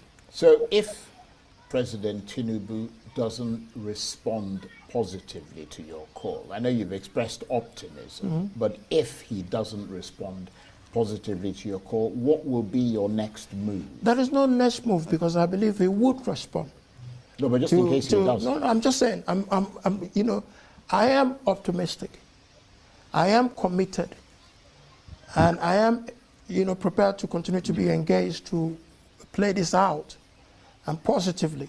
Like I said, the options that we had before are not the options we have today. But I mean, there were appeals to the previous government. No, that's what I'm saying. That's what I'm saying. And he didn't. The options we had before. No, the options we had before are not the options we have today. Today we have an option of the trial judge herself saying, let's take a pause to see whether we can have political negotiation on this. Today we have Nigerian House of Representative members across political parties, across the but it's not ethnic all divide. of them. It's not all that. Yeah. But I mean, at the moment, the people who actually signed the document are 50 out of hundreds of lawmakers. Do you know how long it takes to convince one member, or 2 members, or 10 members to support your bill or to support your motion, let alone to convince 50? No, I understand that, and you ought to be commended for that. But what about those who oppose his release? I mean, how powerful are their voices and their arguments, and could theirs be bigger than yours? No, I recognize their voices. I also recognize their concerns. Like they say in America, feel your pain. But your pain cannot be at a level that would suffice that Nnamdi Kanu, having been held back, in the same manner others have been held back, but we are released to go about their works of life. And he's still staying there. But what we're also doing is we're not just relying on just members of the House of Representatives. There are ongoing consultations going on now with critical stakeholders. Even some stakeholders we may have had wrongly held perceptions. You see, there's something you must understand here. Like he said, the senator, or I've forgotten his name, the rep that represent his Mazi Nnamdi Kanu is under his constituency. So that is why he has taken it upon himself to come out and rest. What they do is this: they carry paper. Please now sign for us so that they go release Nnamdi Kanu. Why must you beg people? Why must you beg senators to sign that Nnamdi Kanu will be released? Why must you beg them? Why must you convince them to give you their signatures for Nnamdi Kanu to be released? Did you give anybody your signature for the terrorists in the north to be released? Did you give anybody your signature for Mieti Alaki president to be leader to be released? Did you give anybody your signature for Sunday Igboho to be released? Did you sign for Showore to be released? Why must you go and beg people? You see the problem we have? We refuse to accept that we are not part of Nigeria. If you are part of Nigeria, why must you beg for your right? No. Tell me, why must the so-called senators that agreed within themselves that they want Nnamdi Kanu to be released go about begging the other senators from the how do you call it, from the northern area and from western area, because they tell you say Lagos na south, Lagos no be south, Lagos na Yoruba na west they be. Yoruba na west, they never southeast. You cannot call Lagos southeast. Where you go call southeast now from Oyo. So that one is another story. So how can a senator from the southern region, Biafra land, go about begging Easterners, begging Westerners, begging Northerners to give them their signature for Nnamdi Kanu to come out? And you claim you are a Nigerian. You claim you belong to Nigeria because your brother has been unlawfully taken, unlawfully kidnapped, unlawfully tried to get assassinated, he refused. That is why you should go and beg. What is the offense of this your brother? You cannot stand up and resist.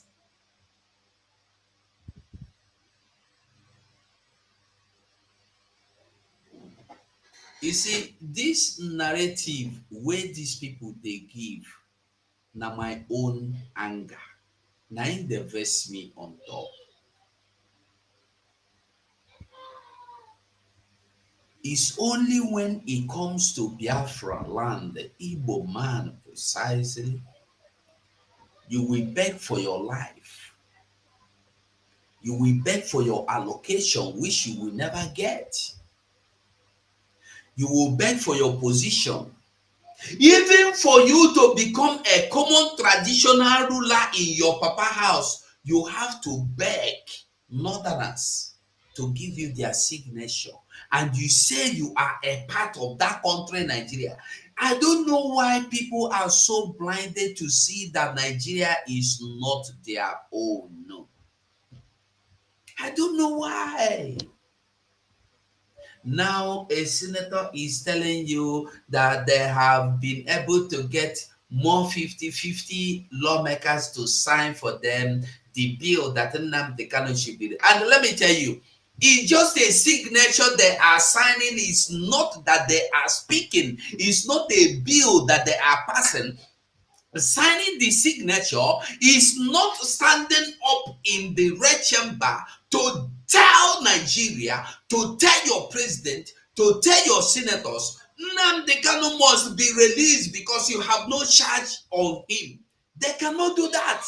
They go about begging. Sign for me now. So they go release Nnamdi Kanu. You people are not ashamed. Abaribe is not ashamed. But they will only come out publicly to tell you the Onanka men are incessant. They are miscreant. If anybody is supposed to at the home, is the only miscreant that's supposed to. They will not be ashamed to tell you that you are a miscreant conducting and demanding for sit at home for the freedom of Nnamdi Kanu. They will come out to boldly, proudly to tell you that you are a fool, that you are stupid, that you are a criminal, that you are a miscreant because you sit at home, because you support sit at home.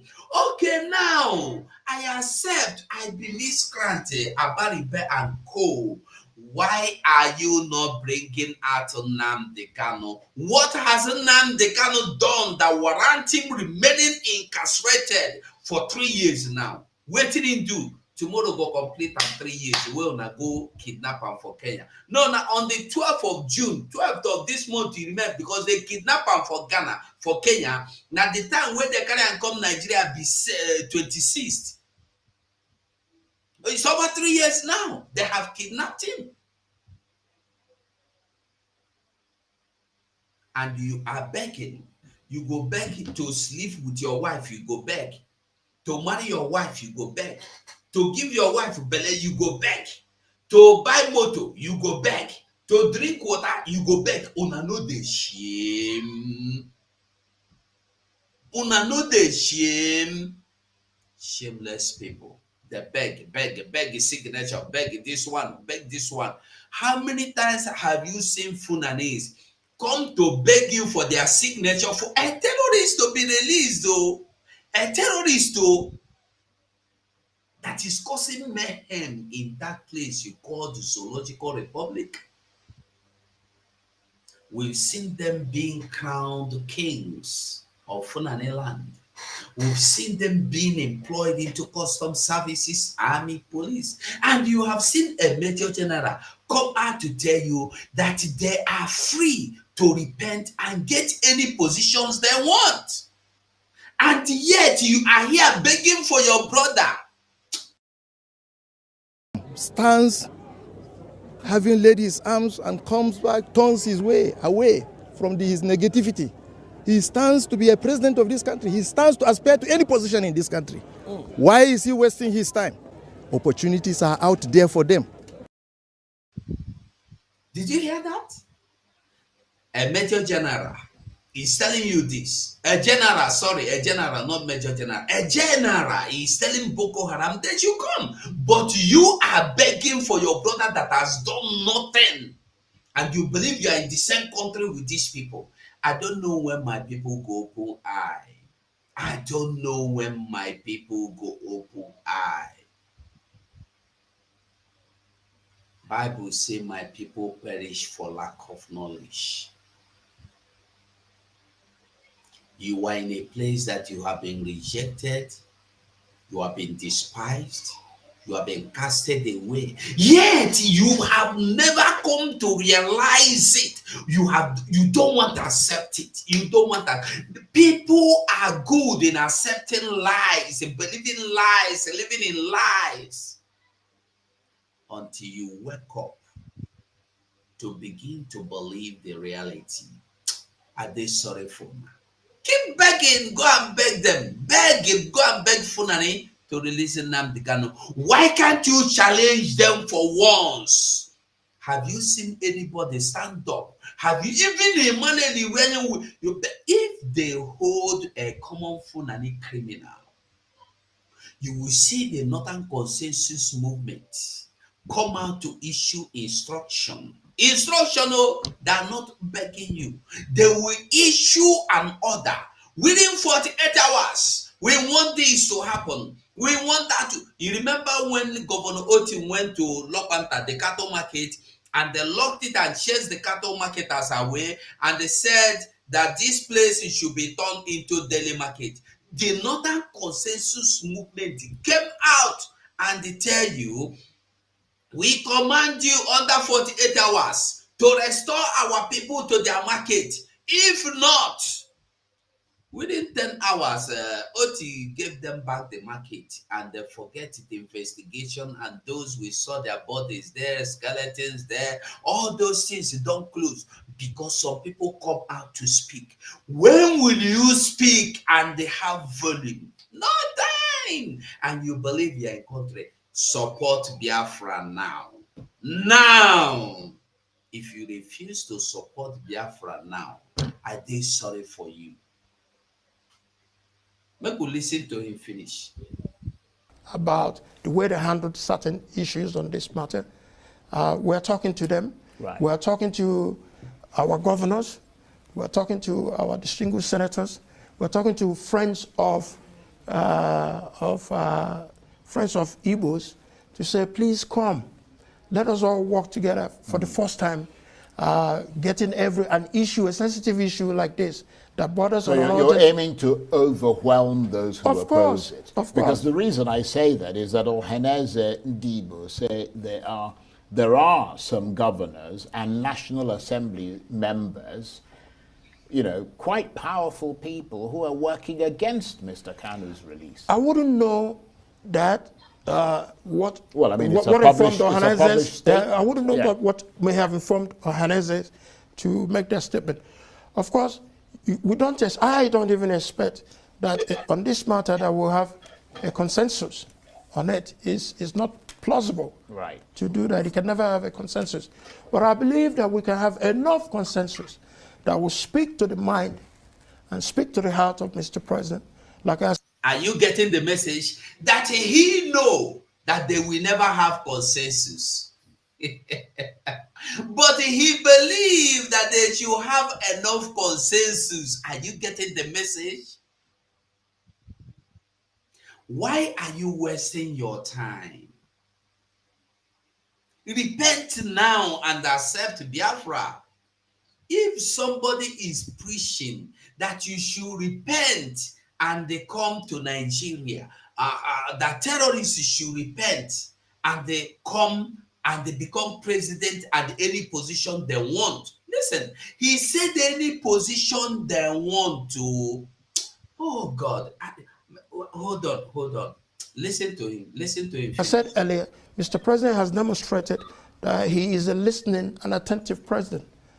That if we make a compelling argument for him and set it out in our opinions, that he will acquiesce in that and then allow his Attorney General or instruct his Attorney General to do the right thing. I do not believe that the judge herself just woke up overnight and said, you know what, you guys should go and seek a political solution to this. I'm sure there are certain things maybe within the evidence is also provided that probably give her concern that we can't take a chance either convicting this man in the public interest. Now, I want you to listen to the general. Listen to him. Listen. An ex-Boko Haram stands having laid his arms and comes back, turns his way away from his negativity. He stands to be a president of this country. He stands to aspire to any position in this country. General Abdul Malik Biu, he stands. Listen, I won't make you get the message very clear.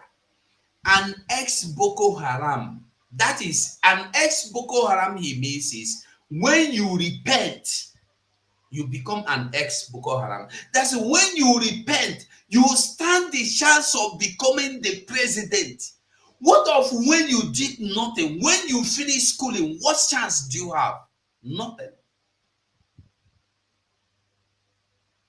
Evans the kidnapper has never committed as little as these terrorists are committing, Boko Haram.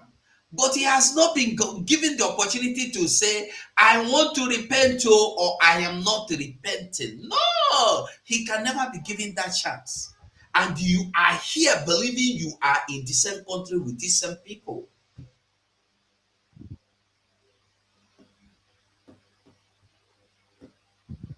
Then why are you Nigerian? If you are scared of your life, keep quiet and shut up. Go sleep. Don't come and lie. Don't come out and make propaganda and make foolish of yourself. If you know, say, you no want talk because you the fear say they go buy you, shut your mouth, go and sleep. Don't come out and say we are miscreant for demanding for freedom. When you know you don't have your freedom. You know, say you no get freedom. You the go person when want freedom miscreant, criminal, unknown government. Why? Listen to what this man they tell you. In the talk to Boko Haram criminals. Why is he wasting his time? Opportunities are out there for them. An ex-Boko Haram stands having laid his arms and comes back, turns his way. An ex-Boko Haram have the chance of having laid his arms. Oh, he's boom.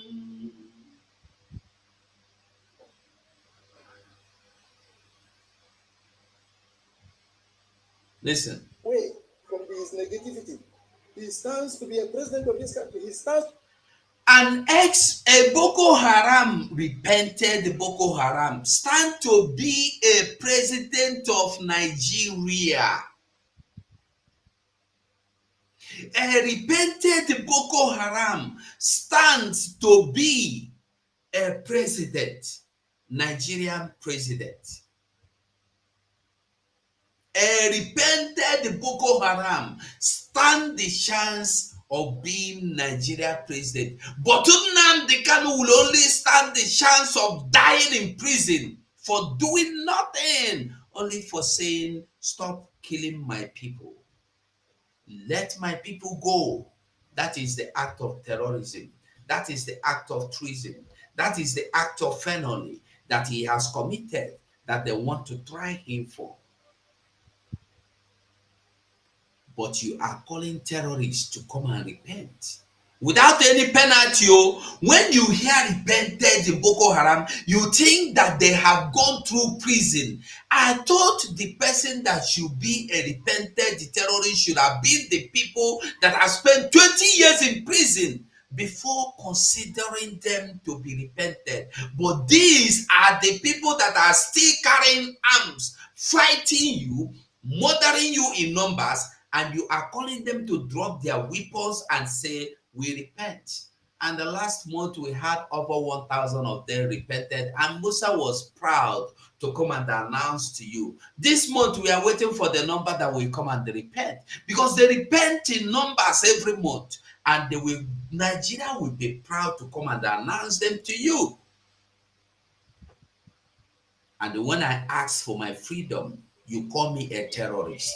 You think I'm scared of being a terrorist? If fighting for freedom means being a terrorist, that is what I am. If demanding for right to live means being a terrorist, let me be. Let the government of this country come and arrest me for demanding for the right to live. For demanding that my people should stop being murdered on daily basis without reason.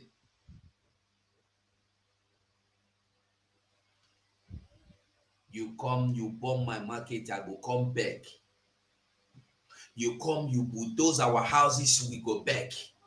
You come, you level down the people of our community, we go come beg you. Because we have set of fools in the red calves that call themselves elders. If I talk, you say I insult elders. Why wouldn't I insult you when you have carried that red cap and all you can do is look at somebody like Okwadike have died. Nobody know he died. Nobody know he was buried. He died and went like a fool, like nobody. He has been forgotten. What will he be remembered for? Telling you to beg Funanis on daily basis, going to beg Funanis on daily basis. People will call him, hey, Funani don't seize my cow. The Funani cow don't seize my Funani header, don't block my motor. Okwadike will leave his office and run to beg. Hey, they want to destroy my hotel. He will go and beg. He was begging until he died. He begged for positions in political power. He begged for position in party. He begged for presidency. He begged for senate. He begged for everything. You beg for the life you have. You beg for the air you breathe. You beg to marry a wife. You beg to become a traditional ruler. You beg to become a councillor. You beg to become a chairman of your local government. You beg to become a representative of your local government. You beg to become everything you beg. And you think you are a human being. What do you think people will see you like when you don't have right to speak? If I were you people, senators that call yourselves senators and representatives and governors, I will not speak. Even I don't go do them inside the microphone. I will keep quiet for the rest of my life. I better die in shame than to be a senator that is senating nothing. Who are you representing? When the people you are representing are being massacred in number on daily basis by the same people you are standing with in the khaki uniform, you say you were a senator. Who are you senating? Who are you representing? Who are you speaking for?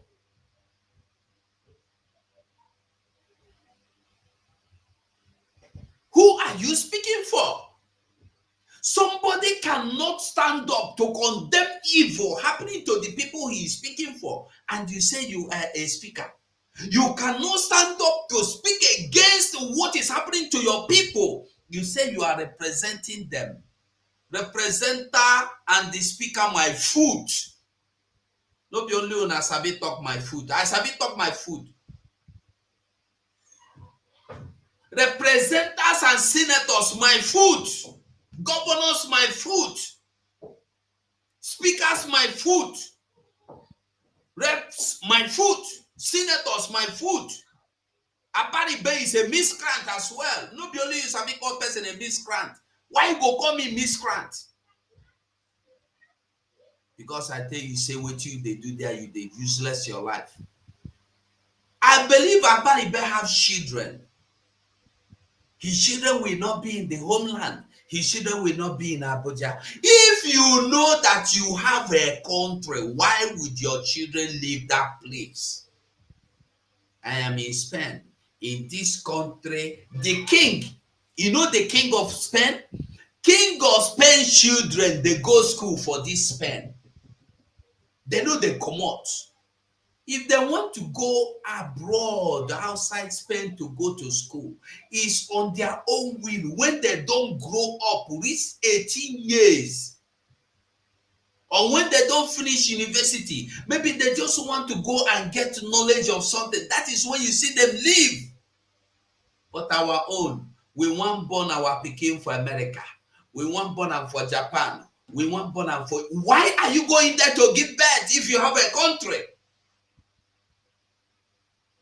It's only Nigerian man that we throw party for getting a nationality of another man. How many people throw party? How many people even come to the social media to say, hey, I've got a Nigerian passport?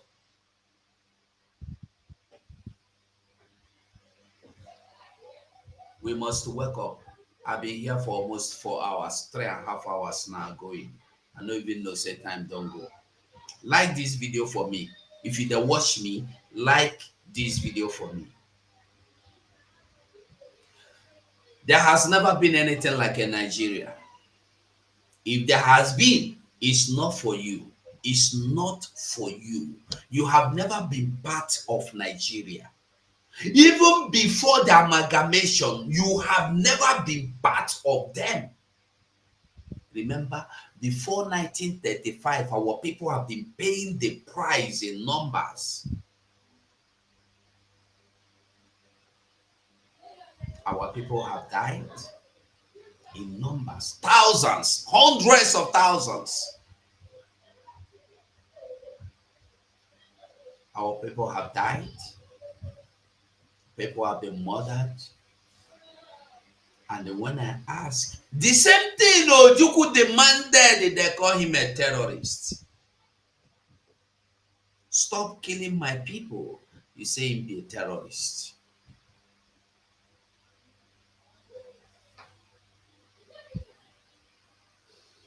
You are begging people to get their endorsement that Nnamdi Kanu should be released. You see, I like this man. I don't get any problem with him.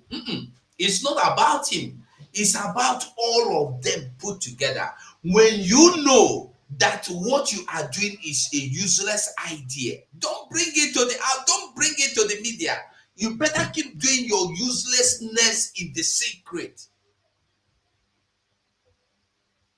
When you know that nobody have asked you for your signature to release a terrorist, nobody have asked you for your signature to come and announce some group of people as repentant terrorists, nobody have asked you for your signature to bring them, to reintegrate them into police, to reintegrate them into army, to reintegrate them into military, into forces, into ministerial appointment, into customs, into immigration. Why should you go and beg them to give you their signatures for Mazi Nnamdi Kanu to be released? And it's not, listen, my anger is not that they are begging for the signature. It's just that they are begging for this signature. After they have gotten the signature, it's not a guarantee that they are going to get Nnamdi Kanu freed. It's just to say, okay, now we have 50 people that are asking for Nnamdi Kanu. It's not that they are going to the red chamber to raise a motion. Are you getting me? This is my annoyance now. You know, be say they want go raise motion for even black chamber. No be even say they want committee say releasing Nnamdi Kanu. It's just that they are signing signatures to themselves. It's just like as I did here and I say, sign paper for Nnamdi Kanu. If you agree, sign. I put yes or no, you sign. That is what they're doing. It's just public opinion. It's useless. Go and stand in the red chamber. Raise a motion. Let those people that want to support the freedom of Nnamdi Kanu say aye or say nay. Is it not the same people that came out the other day to tell you that all of them from the eastern region are against the freedom of Mazi Nnamdi Kanu? They are now telling you they want to support it. They are signing for his freedom. Make they know they talk trash. I know they like them. Make they know they talk trash. I know they like them. We must know that the only thing, only reason, only way out is what we are doing now. If we stop what we are doing now, if we stop, it's not only Mazen Nnamdi Kanu, including me, including you, including the unborn, including born. Look at the people that are going to give you signatures. I want you to listen. Listen now. The Senate of Nigeria has rejected a motion seeking a political solution to free the leader of the proscribed indigenous peoples of Biafra. Are you getting it? The Senate means all of them, not even some of them. He did not say some senators. He said the Senate, that is the whole Senate, have rejected the motion to free Nnamdi Kanu. Now, how do you think they want to give it? Just let me give him signature now. I know he will not be released. If you do not fight for the freedom of Nnamdi Kanu, signature will not free Nnamdi Kanu. Not be today we begin to see signature. Not be today. The only thing that will free Nnamdi Kanu is your persistence, your resilience, your not giving up. That's the only thing that will free him. And we are not going to stop at anything. We will never stop. We will fight until Nnamdi Kanu is released. We will fight until we are all free. Listen, there's something we don't understand though. We think we are free. Are you free? Even if you are in America, are you free? Wouldn't you like to be free in your father's land? You'd enjoy for Canada.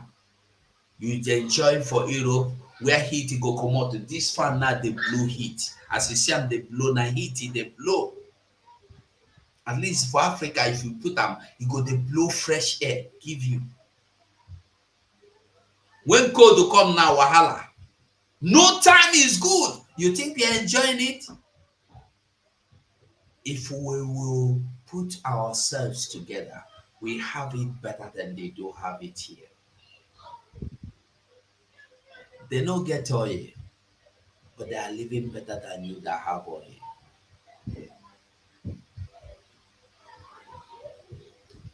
They don't get shippings where would they take build road, but they build their road, it go last, it go good. Even if you close your eyes, it go there drive. Holy Spirit, it go there tell you where to on your steering. But Nigeria, you go leave your eyes open, kuro, bomb will go carry you 10 feet, throw you inside gutter. You go die. How many people don't waste their life like that? I will end this program here. It's going to 4 hours now. It's just about 80 minutes or 15 minutes to 4 hours. Like I stop, so I go figure strength to see if I'll come back later in the day. So I want everybody, I beg if you that watch me, try and like this program. And I want you to know, if you have not been supporting this freedom, this is your time to support this freedom. Try and support this freedom. There is no way you can get freed without supporting it. If you have been one of those, if you are still one of those, if you have been part of them that are waiting to say, let me see now, if he is serious, I will know. It is more than serious now. Get involved. Get involved. The only way out is freedom. I tell you the truth. That's the only way out. I will stop this program here. I beg everybody, we need freedom. And this freedom we need is now. If you see anybody who never understands, say we need freedom, tell them, say we need freedom. So I will say thank you so much for watching, and bye for now. Colonel Simon Wakwe, Commander, 56th Brigade. Nkedinalo Chukwu, Simon Okemili Nebuokwe, Simon Okuna Bozala, Simon Obo Atakata.